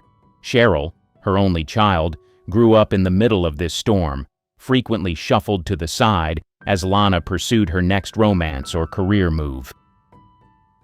The most infamous chapter of Lana's life, and the one that put her relationship with Cheryl under a microscope, was the demise of her abusive boyfriend, Johnny Stompanato, in 1958. Stompanato was a mobster who had been physically and emotionally abusive to Lana. One night, during a particularly violent argument between Lana and Johnny, 14-year-old Cheryl intervened. She grabbed a knife and stabbed Stompanato to protect her mother. The incident was ruled justifiable homicide, but it threw Cheryl into the spotlight and left her emotionally scarred. Many people blamed Lana for exposing Cheryl to such a toxic environment in the first place. Critics said Lana's pattern of prioritizing her own happiness, especially in her choice of volatile, dangerous men, put her daughter in harm's way. Cheryl later revealed that she felt neglected and isolated, living in the shadow of her mother's glamorous yet chaotic life. She described how Lana's obsession with her public image often left her feeling like an accessory, not a priority. Even after the Stompanato tragedy, Lana continued to focus on maintaining her movie star persona, often at the expense of her relationship with Cheryl. Their mother-daughter bond remained strained for years, with Cheryl struggling to find her own identity outside of Lana's shadow. Lana's story is a complex one. On the one hand, she was a woman navigating a male-dominated industry, doing whatever it took to stay on top. On the other hand, her relentless pursuit of fame and love left behind a trail of emotional wreckage, with her daughter paying the steepest price. It's a classic case of Hollywood glamour hiding a much darker reality underneath. Gloria Swanson. This woman wasn't just a Hollywood actress. She was a powerhouse. In the silent film era, she ruled the screen with her dramatic flair, extravagant wardrobe, and larger-than-life persona. But behind all of that, Swanson had a reputation for doing whatever it took to get ahead, even if it meant stepping on a few toes or breaking hearts along the way. Swanson's ambition was unmatched. She wasn't content with being just another actress. She wanted to be the star. And she wasn't afraid to manipulate the people around her to climb higher. One of the most talked about examples was her relationship with Joseph P. Kennedy, father of future President John F. Kennedy. Kennedy wasn't just her lover. He was also her financier, helping to fund her lavish lifestyle and her failing production company. Swanson benefited greatly from the relationship, but when the financial fallout came, Kennedy walked away relatively unscathed, while Swanson's career took a hit. Critics argue she used Kennedy as much as he used her, making their affair a textbook case of mutual manipulation. Professionally, Swanson had a way of alienating people. She was fiercely independent and demanded creative control over her projects, which wasn't common for actresses at the time. While her drive was admirable, it didn't win her many friends in the industry. Directors and producers often found her difficult to work with because she insisted on doing things her way, even if it caused friction on set. Her personal life was just as messy. Swanson married 6 times, and her relationships often ended in scandal or bitterness. She seemed to view her partners as stepping stones, prioritizing her career over building lasting connections. Her third husband, French aristocrat Henri de la Falaise, was a particularly dramatic case. Their marriage gave her an air of European sophistication that elevated her status, but it ended when the glitter faded, leaving yet another broken tie in her wake. By the time she starred in Sunset Boulevard, her iconic comeback role that mirrored her own life, Swanson's reputation as a self-serving, fiercely ambitious star had already been cemented. In many ways, her performance as Norma Desmond was more autobiographical than anyone realized. Was Gloria Swanson a villain? Not exactly. She was a woman in an unforgiving industry, fighting for control of her destiny. But her relentless ambition often left others hurt, discarded, or disillusioned. To some, she was a trailblazer. To others, she was simply ruthless. Tallulah Bankhead. If you thought the luxurious lifestyle and fame of old Hollywood was all about prim and proper behavior, Bankhead proved you wrong. She was loud, brash, and lived life on her own terms, often at the expense of everyone around her. Bankhead's reputation for wild behavior was legendary. She was known for her heavy drinking, drug use, and a string of fiery affairs that were as scandalous as they were public. But what really set her apart was her complete lack of a filter. She wasn't afraid to speak her mind, and when she did, it was often sharp, biting, and at times cruel. Her sharp tongue was both a weapon and a shield. Bankhead had a knack for making ruthless, cutting remarks about everyone, from co-stars to directors and even her own family. She once told a fellow actress, "I don't care what you do as long as you don't do it in the street and frighten the horses," a line that perfectly summed up her unapologetic nature. She would go out of her way to make people uncomfortable, whether by mocking others' looks or questioning their intelligence. It wasn't that she was insecure, quite the opposite. She just didn't care about anyone else's feelings. Her cruelty extended beyond just words, too. On set, Bankhead was known for being difficult to work with, often causing trouble during shoots. Directors found her hard to control, and she frequently showed up late or in no condition to work, thanks to her partying habits. Yet somehow, she managed to still get roles, largely due to her outrageous charm and undeniable screen presence. Bankhead's personal life was just as turbulent. She had multiple love affairs, some with famous men and women, but never seemed to form lasting connections. She used people as disposable objects to satisfy her own needs, whether it was attention, companionship, or just a wild night of fun. For her, relationships were more about entertainment than genuine emotional connection. Yet, despite all the chaos, Tallulah Bankhead became a cult figure, beloved by some for her outlandishness and celebrated for living a life that most could only dream of in terms of freedom, albeit with consequences. She didn't give a damn about social norms or expectations, and while many found her antics tiresome or even cruel, others admired her boldness. She lived life on her own terms, and damn the consequences. In the end, Tallulah Bankhead was more than just a Hollywood star. She was a chaotic force of nature, a person who didn't care what others thought, and who would rather burn bridges than play nice. In a way, she was the perfect reflection of an industry that often valued the appearance of perfection over the messiness of real life. Barbara Stanwyck.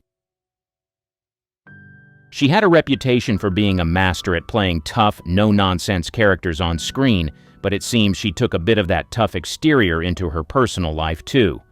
Stanwyck was all about self-preservation. She knew how to build a career and maintain an image, but she also had a knack for cutting ties with people when they no longer served her interests. She wasn't the type to keep people around just for the sake of it, whether it was friends, co-stars, or even family.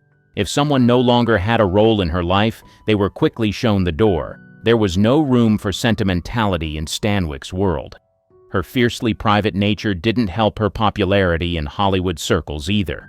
While other stars might bask in the spotlight and engage with their colleagues or fans, Stanwyck kept her distance, often keeping to herself or her closest circle of people.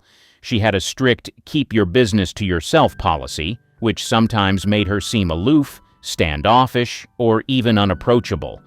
This detached nature didn't endear her to some of her co-stars or those working closely with her. Despite being a beloved and respected actress, she often isolated herself on set, leaving others to feel like they didn't have a real connection with her. There was a certain coldness to her, especially when it came to personal relationships. She had 2 marriages, both of which ended badly. The first to actor Frank Fay was rocky, marked by infidelity and tension, and after their divorce, Stanwyck's relationships with men were often seen as transactional rather than emotionally fulfilling. Stanwyck's approach to relationships wasn't just about keeping things private. It was about control. She was known for playing the role of the hard-nosed, calculating woman in many of her films, but it seems that role extended off-screen too. When she felt someone was a threat to her career, her personal space, or her privacy, they were quickly cut off. It wasn't about being mean. It was about protecting her territory, her image, and her career from anything that might cause her harm. Though many admired her for her unmatched acting talent, her emotional detachment and self-preserving nature left a trail of broken ties in Hollywood. While she was deeply respected for her work and known for being a professional on set, she wasn't the kind of person who would stick around for the long haul when it came to friendships or anything that didn't directly benefit her. Stanwyck's legacy is filled with glowing accolades for her skill, but her personal story is one of cold pragmatism and calculated decisions. She wasn't afraid to burn bridges if it meant advancing herself or protecting her space. Bette Davis. She was raw, unapologetic, and fiercely determined to maintain her star status no matter what it took. But in her relentless pursuit of stardom, Davis wasn't exactly concerned with how many bridges she burned or who got offended along the way. In fact, she seemed to almost revel in her reputation for being tough, demanding, and sometimes downright cruel. Her famous feuds and sharp tongue were as much a part of her legacy as her Oscar-winning performances. One of the most legendary and most vicious rivalries in Hollywood history was the one between Bette Davis and Joan Crawford. Their feud, which started in the 1930s, reached new heights when they were cast as the leads in Whatever Happened to Baby Jane in 1962. The 2 actresses couldn't have been more different, and their animosity went beyond mere professional competition. Davis once said, "She's a bitch, but she's my bitch." That pretty much sums up the animosity between them. There was no love lost, only cold, calculated contempt. The stories from the set of Baby Jane are legendary. They would constantly try to one-up each other, sabotaging each other's scenes and playing psychological games behind the scenes. It wasn't just on-screen drama. It was real, personal, and filled with spite. But Davis didn't reserve her sharp tongue for just one person. She was known for cutting people down, colleagues or not. She didn't care if she offended anyone with her direct and often hurtful criticisms. Directors, co-stars, and even studio heads could find themselves on the receiving end of Davis's biting remarks.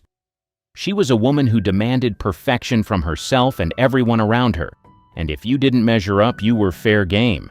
If you couldn't take the heat, you were quickly discarded. It wasn't about making friends for Betty.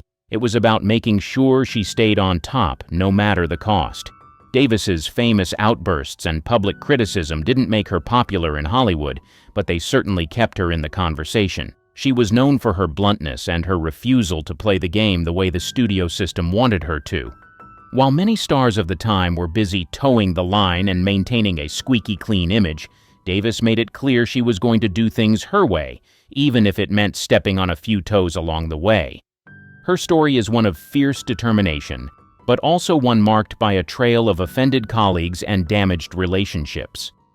Davis wasn't afraid to ruffle feathers if it meant maintaining her status as one of the greatest actresses in Hollywood, and while that made her unforgettable, it also made her a polarizing figure. In the end, Bette Davis proved that in the cutthroat world of Hollywood, it wasn't enough to just be talented.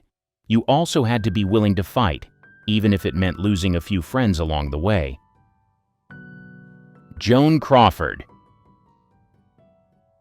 Here's what you may not know. Joan Crawford is one of the most infamous stars in Hollywood history, but not for the reasons most would expect. While she was adored by millions for her glamorous roles behind closed doors, Crawford's life was a storm of manipulation, control, and a relentless desire for success at any cost. Crawford was known for putting her career above everything else, family included. She often seemed to view her relationships, especially with her children, as mere extensions of her public image, which she worked tirelessly to maintain. But her personal life was far from ideal, and it wasn't long before rumors began to swirl about how she treated her family, especially her children. In her later years, her adopted daughter, Christina Crawford, famously penned a memoir called Mommy Dearest, in which she accused Joan of severe emotional and physical abuse. The book portrayed Crawford as a cold, controlling mother, and the revelations were shocking. Christina described Joan as a woman who expected perfection, punished her children for minor transgressions, and was a tyrant behind closed doors. When it comes to Hollywood sweethearts, so many ladies are on the list, but none of these actresses were quite like the amazing Carol Wayne. There was more to her than met the eye, and men from all over the world were drawn to her for reasons beyond her physical beauty. The matinee lady effect. It's the ultimate example of why men were drawn to her. She wasn't just another pretty face. She had this magical blend of innocence and sensuality that was downright magnetic.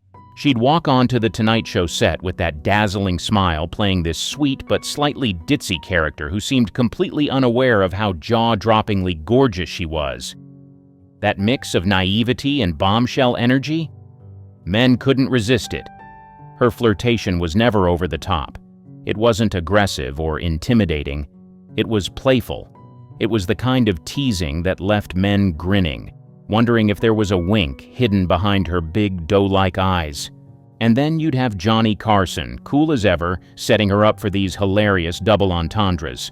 The chemistry between them was electric. Johnny would toss out a sly line, and Carol, with perfect comedic timing, would deliver a somehow innocent and suggestive response. It was pure magic. But here's the thing. She owned that character. Men watching at home saw her as the ultimate fantasy, a woman who was stunning, funny, and approachable. She didn't come across as untouchable or overly polished like some other stars of her time. Instead, she felt like someone you'd dream about meeting at a party, the kind of woman who'd laugh at your jokes and make you feel like the most interesting guy in the room. And let's not forget how her presence amplified Johnny Carson's humor. She wasn't just there to stand and look pretty, she was a comedic partner. She'd roll with the jokes, often playing the oblivious foil to Carson's quick wit, and men ate it up because it made her seem even more endearing. She was the bombshell with a heart and a sense of humor, and that's a rare combination. Men didn't just want to look at her, they wanted to be around her. And she was a classic Hollywood beauty. When you think of the ultimate 1970s bombshell, she fits the picture perfectly. Her striking blonde hair was the kind of golden cascade that turned heads wherever she went, effortlessly glamorous without looking overdone. But her hourglass figure? It was pure old Hollywood, the kind of silhouette men dreamed about and women admired. And then there was her smile, radiant and warm, with just the right amount of playfulness to make you feel like she had a secret she might share, but only with you. What set Carol apart from many other beauties of her time was how she embodied the idealized look of the era while still feeling relatable.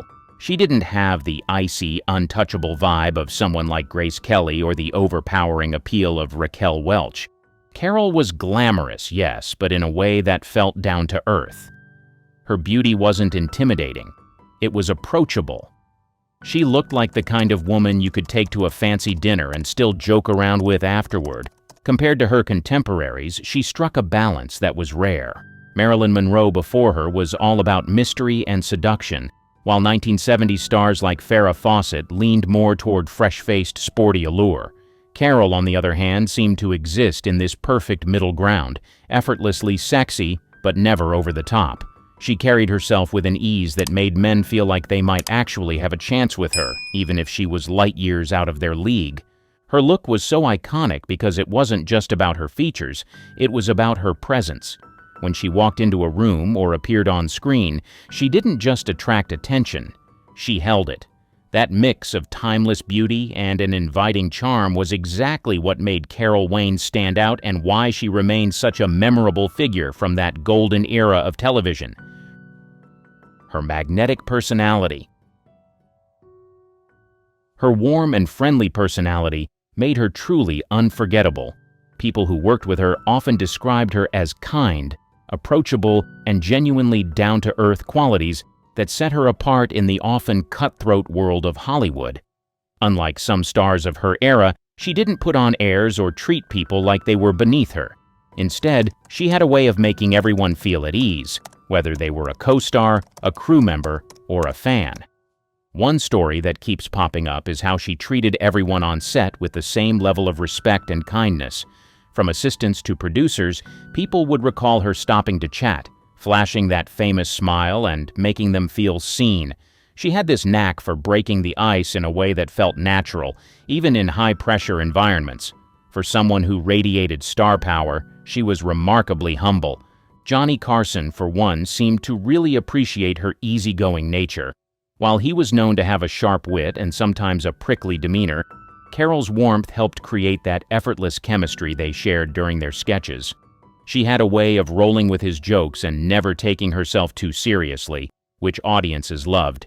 That same ability to laugh at herself made her even more endearing. She wasn't just another pretty face, but someone who could laugh along with the audience and with herself. There's another layer to her personality that made her relatable. Despite her fame, Carol was known to struggle with self-doubt and insecurity. Instead of hiding it, she let glimpses of that vulnerability show, and people loved her all the more for it.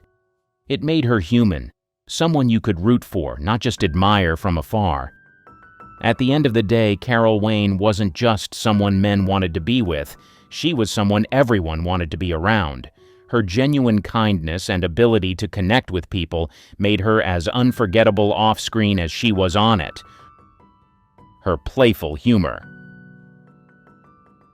While she's best remembered for her comedic turn as the matinee lady on The Tonight Show, Carol showed time and again that she was far more than a one-note actress.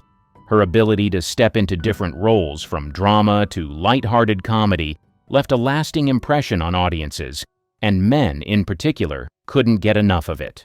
In the early stages of her career, Carol appeared in a variety of TV shows and films that showcased her range. She wasn't confined to one genre. For instance, she had roles on TV series like I Dream of Jeannie and the Man from UNCLE, where she played everything from a glamorous guest star to a more dramatic, mysterious character. These appearances were proof that she could adapt to any role, never letting her beauty overshadow her acting chops. In films like The Happy Hooker Goes to Washington and The Big Bus, Carol also showed her talent for both comedic and slightly risque roles, playing characters with humor and charm, but also depth. Men admired how effortlessly she shifted between roles, whether she was delivering deadpan comedy or adding a bit of dramatic weight to a scene. It was this ability to adapt that made her even more captivating. She wasn't just playing a part. She was bringing something unique to each role, keeping audiences interested and engaged. What really stood out was Carol's ability to balance her glamorous blonde bombshell persona with a more subtle, nuanced performance. In one instance, she played a more serious role on The Rockford Files, where she wasn't just eye candy, but a complex character with a storyline that required genuine acting. Men who had originally admired her for her comedic timing and beauty were now impressed by her depth and range. It wasn't just about looking good, she was showing them that she could handle more than just the dumb blonde stereotype. This versatility earned her a lot of respect. Men didn't just admire her for her beauty anymore, they saw her as someone with serious acting ability. She could walk into a comedy scene and have everyone in stitches, then shift into a more serious moment without missing a beat. That's what made her stand out in Hollywood, especially when so many actresses were pigeonholed into one type of role. Carol never allowed herself to be typecast, and men admired her for that. She was more than just the girl next door or the bombshell. She was an actress who could hold her own no matter the role. Her versatility made her even more appealing because it showcased her as an all-around woman, someone who could light up a screen with her humor, dazzle with her looks, and still hold the audience's attention when the story got serious. This rare combination is exactly why men admired Carol so much.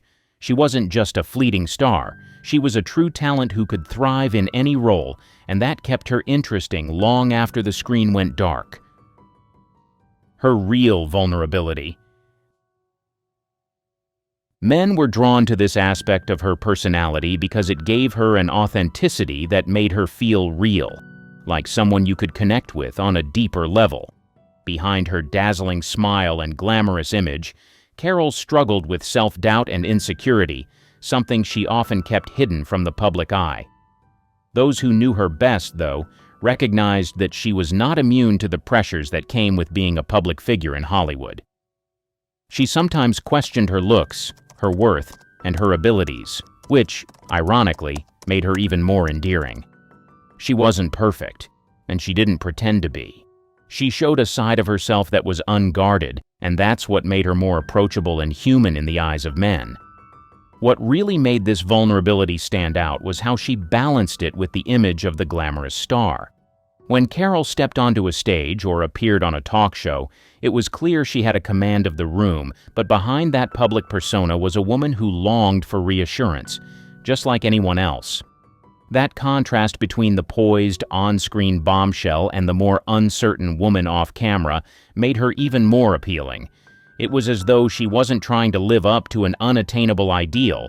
Instead, she allowed herself to be real, and that authenticity was something men appreciated. Men found this vulnerability refreshing because it's rare to see a woman in Hollywood, especially one as beautiful and glamorous as Carol, who didn't constantly project a sense of invincibility. Instead of hiding her flaws, Carol allowed them to be seen. It was this self-awareness, this ability to acknowledge her insecurities, that made her feel more grounded, more like someone you could actually get to know and understand. And yet, despite her vulnerability, she still commanded attention, and men found that balance irresistible. There's something deeply attractive about someone who is secure enough to embrace their imperfections. Carol's ability to show a softer, more introspective side while still radiating warmth and beauty is what made her so magnetic. She wasn't just a star, she was a person with depth, someone you could relate to beyond her on-screen roles. This vulnerability wasn't always visible in her work, but it shone through in the little moments. The way she interacted with her co-stars, her willingness to share a laugh at her own expense, or the times when she let her guard down just enough to reveal that she wasn't perfect. It made men admire her more because she wasn't just a fantasy or a flawless figure. She was someone who had her struggles, just like anyone else, and that made her more real and more lovable. Her captivating eyes. Carol Wayne's eyes were, without a doubt, one of her most captivating features, and they played a huge role in why men were so drawn to her. They were extremely beautiful and had an incredible depth that could convey multiple emotions at once. In every scene, her big, expressive eyes spoke volumes, often saying more than words ever could. Whether she was in a comedic skit, a dramatic role, or just being herself on talk shows, those eyes became a window into her soul, making her instantly magnetic to anyone who watched. Her eyes had this perfect combination of innocence, mischief, and allure. They could look wide and innocent, like a sweet girl next door, and then, in the next moment, flicker with a hint of mischief or flirtation, making it clear that there was more to her than met the eye. In comedy sketches, her eyes were often used to her advantage. When she'd deliver a deadpan line or play the naive character, those big eyes would often give away her true understanding of the joke, creating a subtle but playful tension that made her even more endearing. In moments of romance or flirtation, her eyes were mesmerizing. They could convey a sense of longing or vulnerability, drawing men in with an unspoken promise of mystery and possibility. It wasn't just about how they looked, it was about how they made you feel. Carol's gaze had a way of making you feel like you were the only person in the room, even if you were just watching her on TV. There was an intimacy in her eyes that made every scene more engaging. Her eyes were also a part of her charm in real life. When you hear people talk about Carol Wayne off-screen, many mention how her eyes would light up when she smiled or how they could convey warmth and kindness in an instant. Men admired how those eyes seemed to reflect her personality, genuine, approachable, but also undeniably captivating. What made Carol's eyes stand out even more was how they contrasted with the glamour and the polish of Hollywood at the time. While many actresses were made up to perfection, Carol's eyes told a different story. They were natural, full of life, and full of expression. They gave her an authenticity that set her apart from the typical Hollywood look. It wasn't just her beauty that men were drawn to. It was the way her eyes told stories, whether it was through the innocence of her gaze, the hint of mischief behind it, or the allure that made her impossible to look away from. Signature presence. There was something about the way she carried herself that commanded attention without needing to be the loudest or the most in-your-face person in the room. Whether she was on The Tonight Show next to Johnny Carson or in any scene, Carol had this quiet but powerful magnetism that made her stand out instantly. It was a rare quality, one that didn't rely on constant chatter or over-the-top gestures. Instead, it was all about the subtlety of her demeanor. First, there was the way Carol used her expressions. Her face could convey so much with just a slight arch of her eyebrow or the faintest smile. She didn't need to overact or exaggerate. With one look, she could go from playful to serious, from innocent to mischievous, and it always felt completely natural. Men were drawn to that. It wasn't the loud, dramatic gestures they were used to from Hollywood starlets. Carol's ability to draw attention through just a flicker of expression was fascinating. Then there was her posture. Carol always stood tall with grace, yet there was something incredibly relaxed about the way she held herself. She didn't seem stiff or forced. There was a confidence in the way she stood that came off as effortless. When she was in a scene, whether she was delivering a joke or just sharing a moment with Johnny Carson, she always seemed comfortable in her own skin.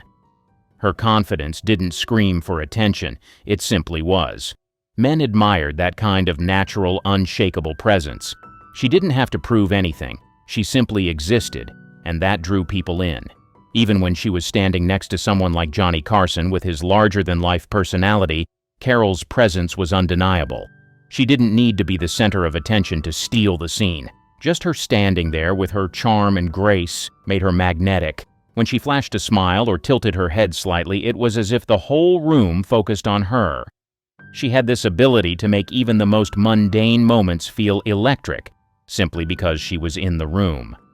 Men were drawn to this signature presence because it was different from what they saw in most Hollywood actresses of the time. While many were loud, flashy, or trying hard to be noticed, Carol had an ease about her that made you want to pay attention. It was as if she knew exactly how much to give, never too little but never overdone. She could be quiet yet commanding, subtle but striking, and that was part of what made her so unforgettable. Whether she was cracking a joke with Johnny or simply sitting in the background, Carol Wayne had a way of making every moment feel special just because she was there. her quiet confidence. She didn't need to constantly remind everyone of her beauty or talent. She simply was beautiful and talented, and she carried herself with a quiet assurance that made her even more attractive. It wasn't the loud, attention-grabbing confidence often associated with Hollywood stars. Hers was more refined, more natural. Men loved that about her because it felt real. Carol didn't walk into a room and demand attention. She didn't need to. There was something about her presence that made you notice her without her having to say or do anything. Whether she was on The Tonight Show beside Johnny Carson or on set, she radiated an inner confidence that wasn't cocky or overbearing, but instead, it was a calm, collected strength that was magnetic. What made Carol's confidence so special was that it didn't come across as arrogance. She didn't flaunt her beauty or her success. She simply embraced it.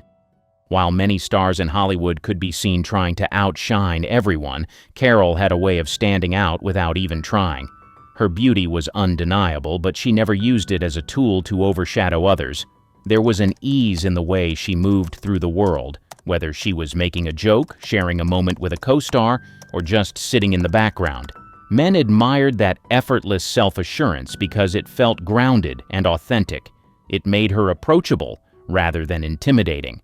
Her confidence also made her incredibly charismatic. When she spoke, you listened, not because she demanded attention, but because there was something magnetic in her demeanor. She knew who she was and didn't feel the need to prove herself to anyone. It was a trait that made her even more appealing to men because it signaled that she wasn't just a pretty face.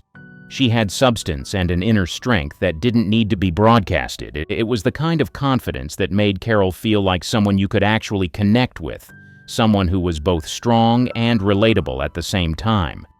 Men found that balance irresistible. Her ability to shine without overshadowing others, her self-assurance without arrogance. It was this quiet confidence that made Carol Wayne an unforgettable figure. Soft and compassionate.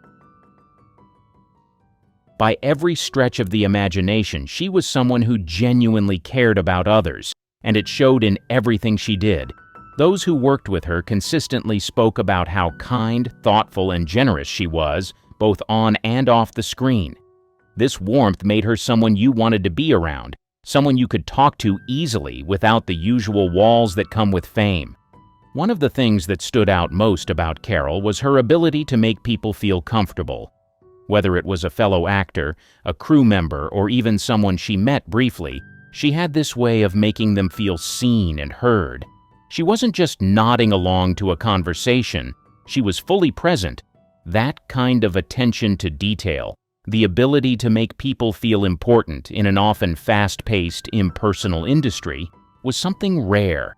Men especially were drawn to that. In a world full of superficial interactions, Carol's ability to be genuinely kind and compassionate was incredibly appealing. It was a reminder that beauty and fame don't need to overshadow who you are as a person. Carol's compassion wasn't just about being friendly, it was about her generosity of spirit. There are several stories of how she would go out of her way to help others, whether it was offering support to a colleague who was going through a tough time or just being a sounding board for someone in need. She didn't expect anything in return. She just had a natural instinct to care for the people around her. Men loved that quality because it showed depth. It was easy to admire someone for their looks, but it was the kindness behind those looks that made her unforgettable. She also had a softness in her approach to humor. While many actresses could be sharp or harsh in their delivery, Carol had a gentler way of getting laughs. Her comedic timing was flawless, but there was always an underlying sweetness in her performances. She didn't need to be biting or sarcastic to be funny. Her humor came from a place of warmth. That made her more relatable and human, which men found incredibly attractive. When Helen Mirren first started her career, one could tell that she may have potential to be a star and icon in Hollywood. Please welcome to the stage Dame Helen Mirren. But as soon as she plunged in, Helen silenced all doubters, not just to her talent, but her amazing range and flexibility when it comes to the roles she took on. Some of them proud and authoritative, and others just plain shocking. Beatty in Hussy. No doubt, Helen Mirren has incredible versatility. At the start of her career, her portrayal of Beatty in the 1980 film Hussy stands as a fascinating testament to her acting prowess. After earlier notable performances in the 1976 film adaptation of Hamlet and the controversial Caligula in 1979, Mirren took on a character that would further solidify her status as a captivating screen presence. Set against the backdrop of a high-class London cabaret, Mirren's character, Beatty, makes a living as a prostitute, a profession that adds layers of complexity to her role. Her on-screen chemistry with John Shea, who plays Emery, her technician boyfriend, creates an intriguing dynamic. The tension that arises due to Beatty's profession adds depth to the narrative, giving viewers a glimpse into the complexities of their relationship. While Hussy might not be hailed as a cinematic masterpiece, it's Mirren's performance that elevates it beyond its shortcomings. Her portrayal of Beatty is nothing short of captivating, and she breathes life into the character with a smoldering intensity.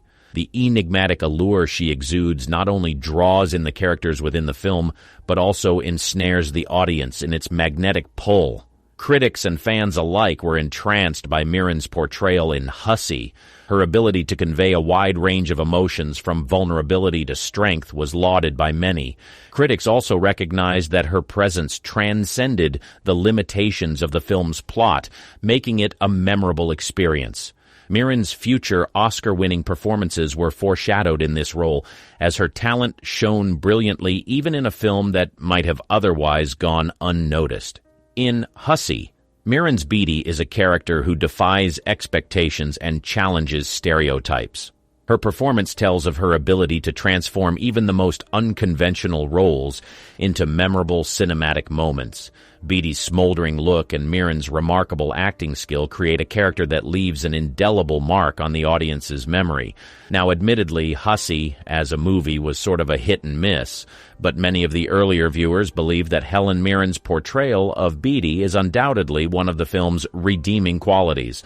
She was loved for her ability to immerse herself in the character and convey its complexities while also being creative and improvising where necessary. Beatty's presence in the film, brought to life by Mirren, adds depth and intrigue, making Hussy a noteworthy entry in Helen Mirren's impressive filmography. This role was just one of many in her career that showcased her ability to surprise and captivate audiences, foreshadowing the many accolades that would later come her way. Tanya Kerbook in 2010. 2010 was the sequel to Stanley Kubrick's iconic 2001, A Space Odyssey, and is often regarded as a cinematic enigma. The film is so profound that many find a hard time believing the film exists.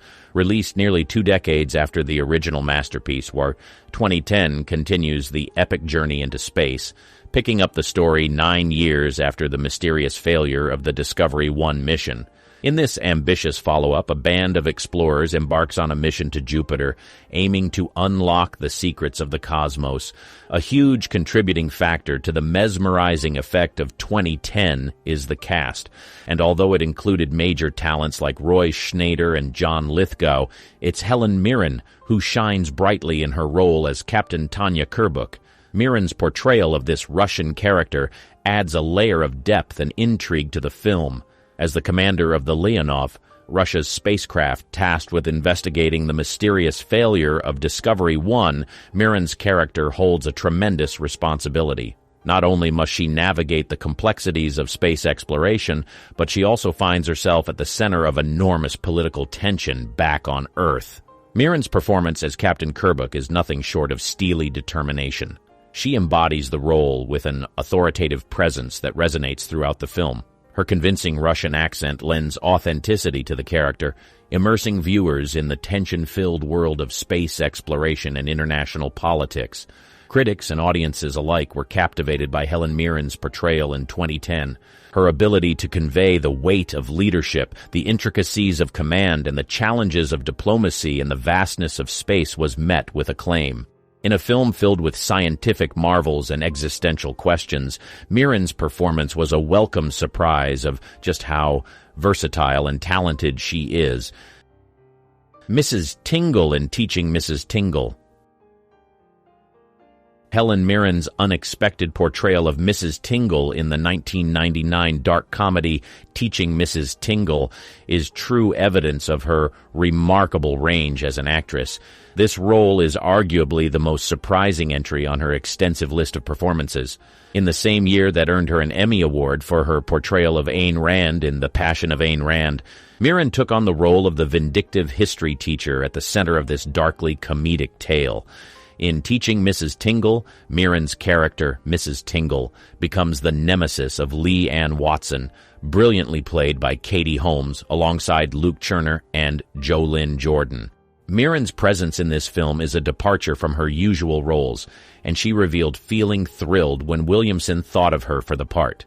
Mrs. Tingle is undeniably the highlight of the film, with Helen Mirren delivering a performance that strikes the perfect balance between exaggerated dark comedy and the nuanced manipulation of a seasoned academic. Her portrayal of this formidable character is both wickedly funny and chillingly convincing.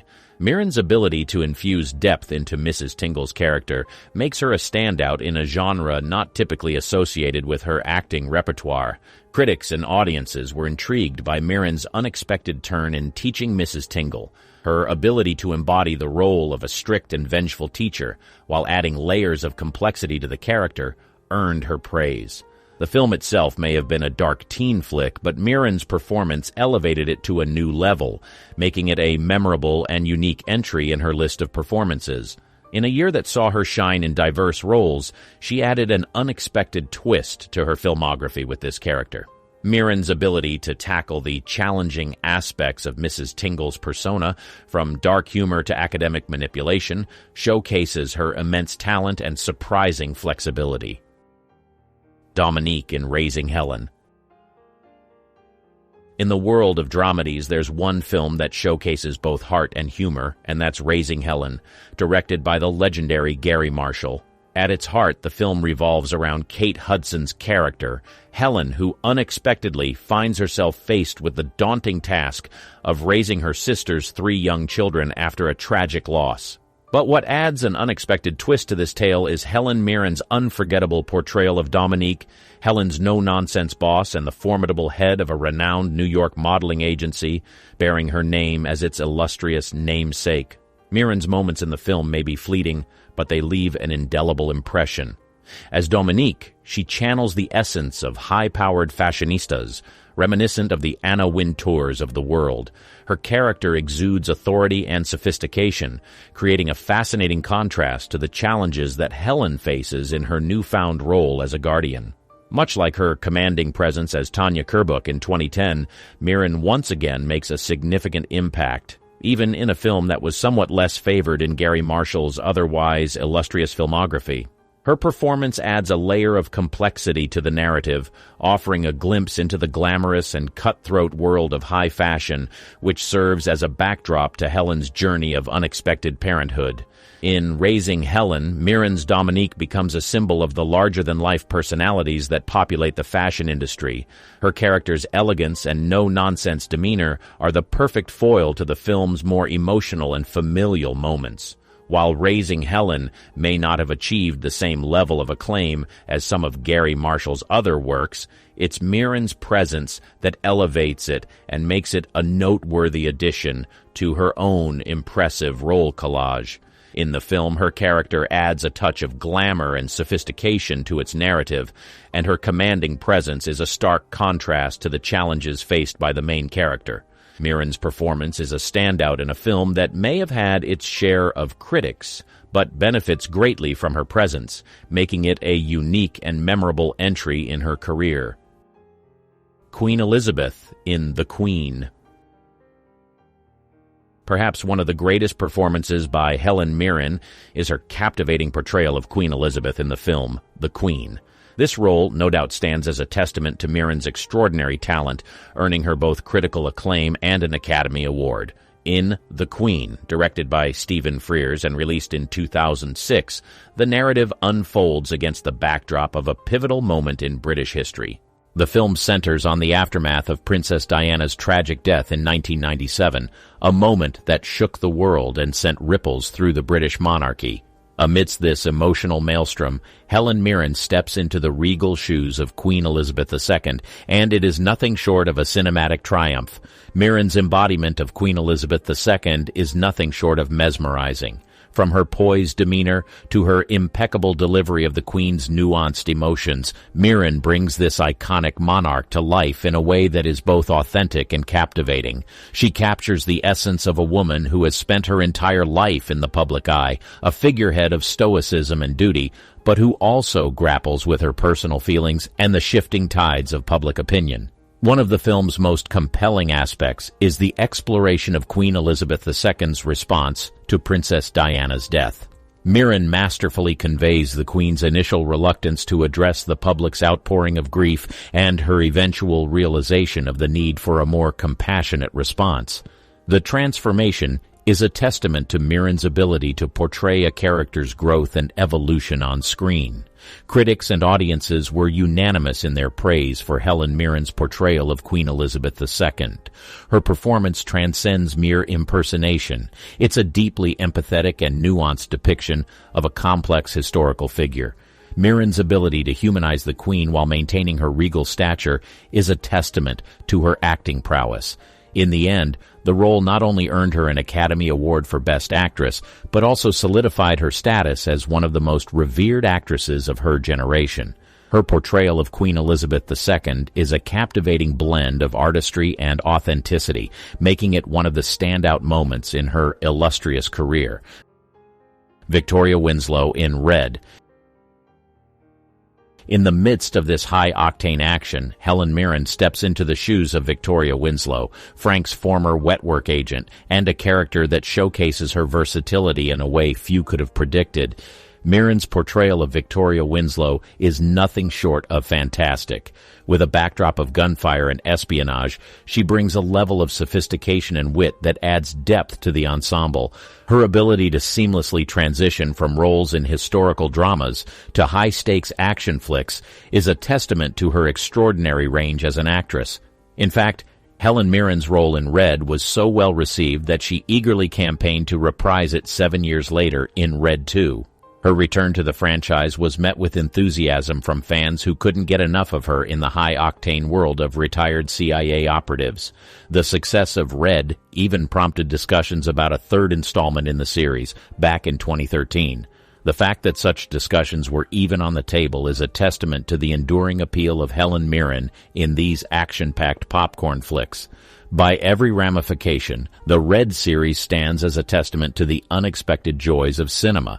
Who would have thought that a retired, extremely dangerous crew comprising Hollywood icons would become a box office sensation? Yet it did, and much of that success is owed to Helen Mirren's captivating portrayal of Victoria Winslow. Her ability to shine in high-octane action films, coupled with her undeniable talent, cements her status as an actress who can excel in any genre, and ensures the series remains a beloved part of her diverse filmography. Nyra in The Owls of Ga'Hoole. Nyra, with her striking red marks between her eyes, was a character who demanded more than just a visual presence. She required a voice that would breathe life into her cunning and ambition, and Helen Mirren delivered that in spades. Every word that escaped Nyra's beak was not merely dialogue. It was a symphony of emotions, an aria of ambition, and a ballad of wisdom. Helen's portrayal of Nyra was a testament to her ability to use her voice as a finely tuned instrument of acting and entertainment.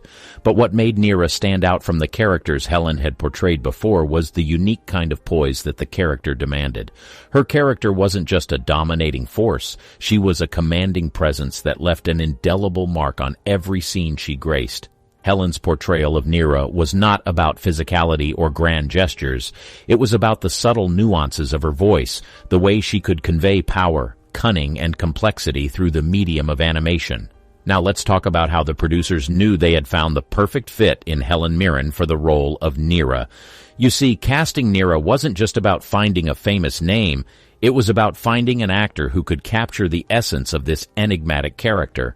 Helen's reputation as a versatile actress who could tackle a wide range of roles made her an appealing choice from the outset.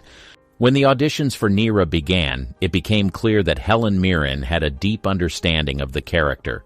Her ability to convey the layers of Neera's personality through her voice was nothing short of extraordinary. The producers saw in her the rare combination of talent and experience that could bring Neera to life in a way that would captivate audiences of all ages.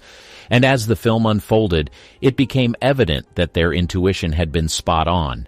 Helen Mirren's portrayal of Neera not only dominated the scenes but also elevated the entire movie.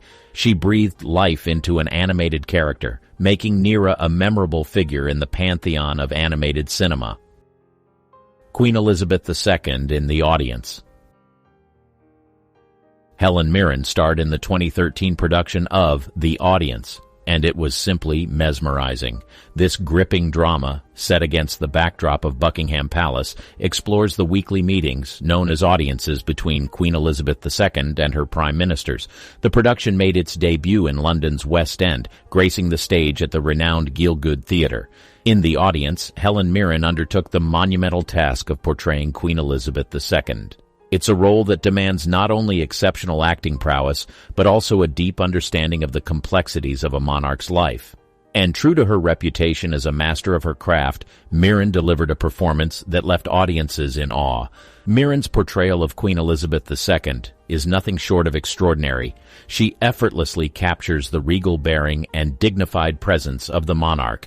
But it's not just the outward facade. Mirren delves into the character's inner world, providing insight into the challenges, joys, and sorrows that come with a lifetime of royal duty. The heart of The Audience lies in the interactions between Queen Elizabeth II and her prime ministers, a roll call of political giants spanning the decades. Mirren's ability to seamlessly transition between the different eras of her reign is a testament to her versatility as an actress. Whether she's engaging in witty banter with Winston Churchill or navigating the complexities of her relationship with Margaret Thatcher, Mirren's performance is a masterclass in character portrayal. The Audience garnered critical acclaim, with reviewers and audiences alike hailing Helen Mirren's performance as Queen Elizabeth II. Her ability to convey the weight of history, the challenges of leadership, and the personal moments that define a monarch's life is truly remarkable. It's a role that demands depth and nuance, and Mirren delivers on all fronts. In the end, Mirren's performance is a captivating journey into the world of a monarch who has witnessed decades of political change and personal growth. It's a role that showcases her versatility and cements her status as one of the greatest actresses of our time, both on the stage and on the screen. Dean Abigail in Monsters University. Despite being an animation, in the whimsical world of Pixar, where monsters under the bed become the stars of the show, the legendary Helen Mirren joined the cast, lending her formidable talents to the animated realm. Mirren took on the role of Dean Abigail Hardscrabble, a character that would send shivers down the spines of both the animated student body and the audience. As Dean Hardscrabble, Mirren embodied the essence of intimidation. She portrayed the chair of the university's esteemed Scarer program, a position that demanded respect and inspired fear in equal measure. With her dragon-like appearance and a presence that could send chills down your spine, Mirren's character was every bit as legendary as the university's reputation. What added a layer of intrigue to Dean Hardscrabble was her impressive backstory. She held the all-time scream record, a feat that only added to the aura of awe and dread surrounding her character. Mirren's performance made it all too easy to believe that this character had earned her place in the Monster Hall of Fame. One of the remarkable aspects of Monsters University was its ability to appeal to both children and adults in the audience. Mirren herself praised the film for its wide-ranging appeal.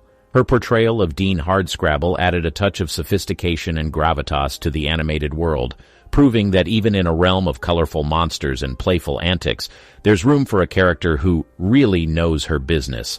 Her involvement in Pixar's Monsters University was a delightful addition to her diverse repertoire.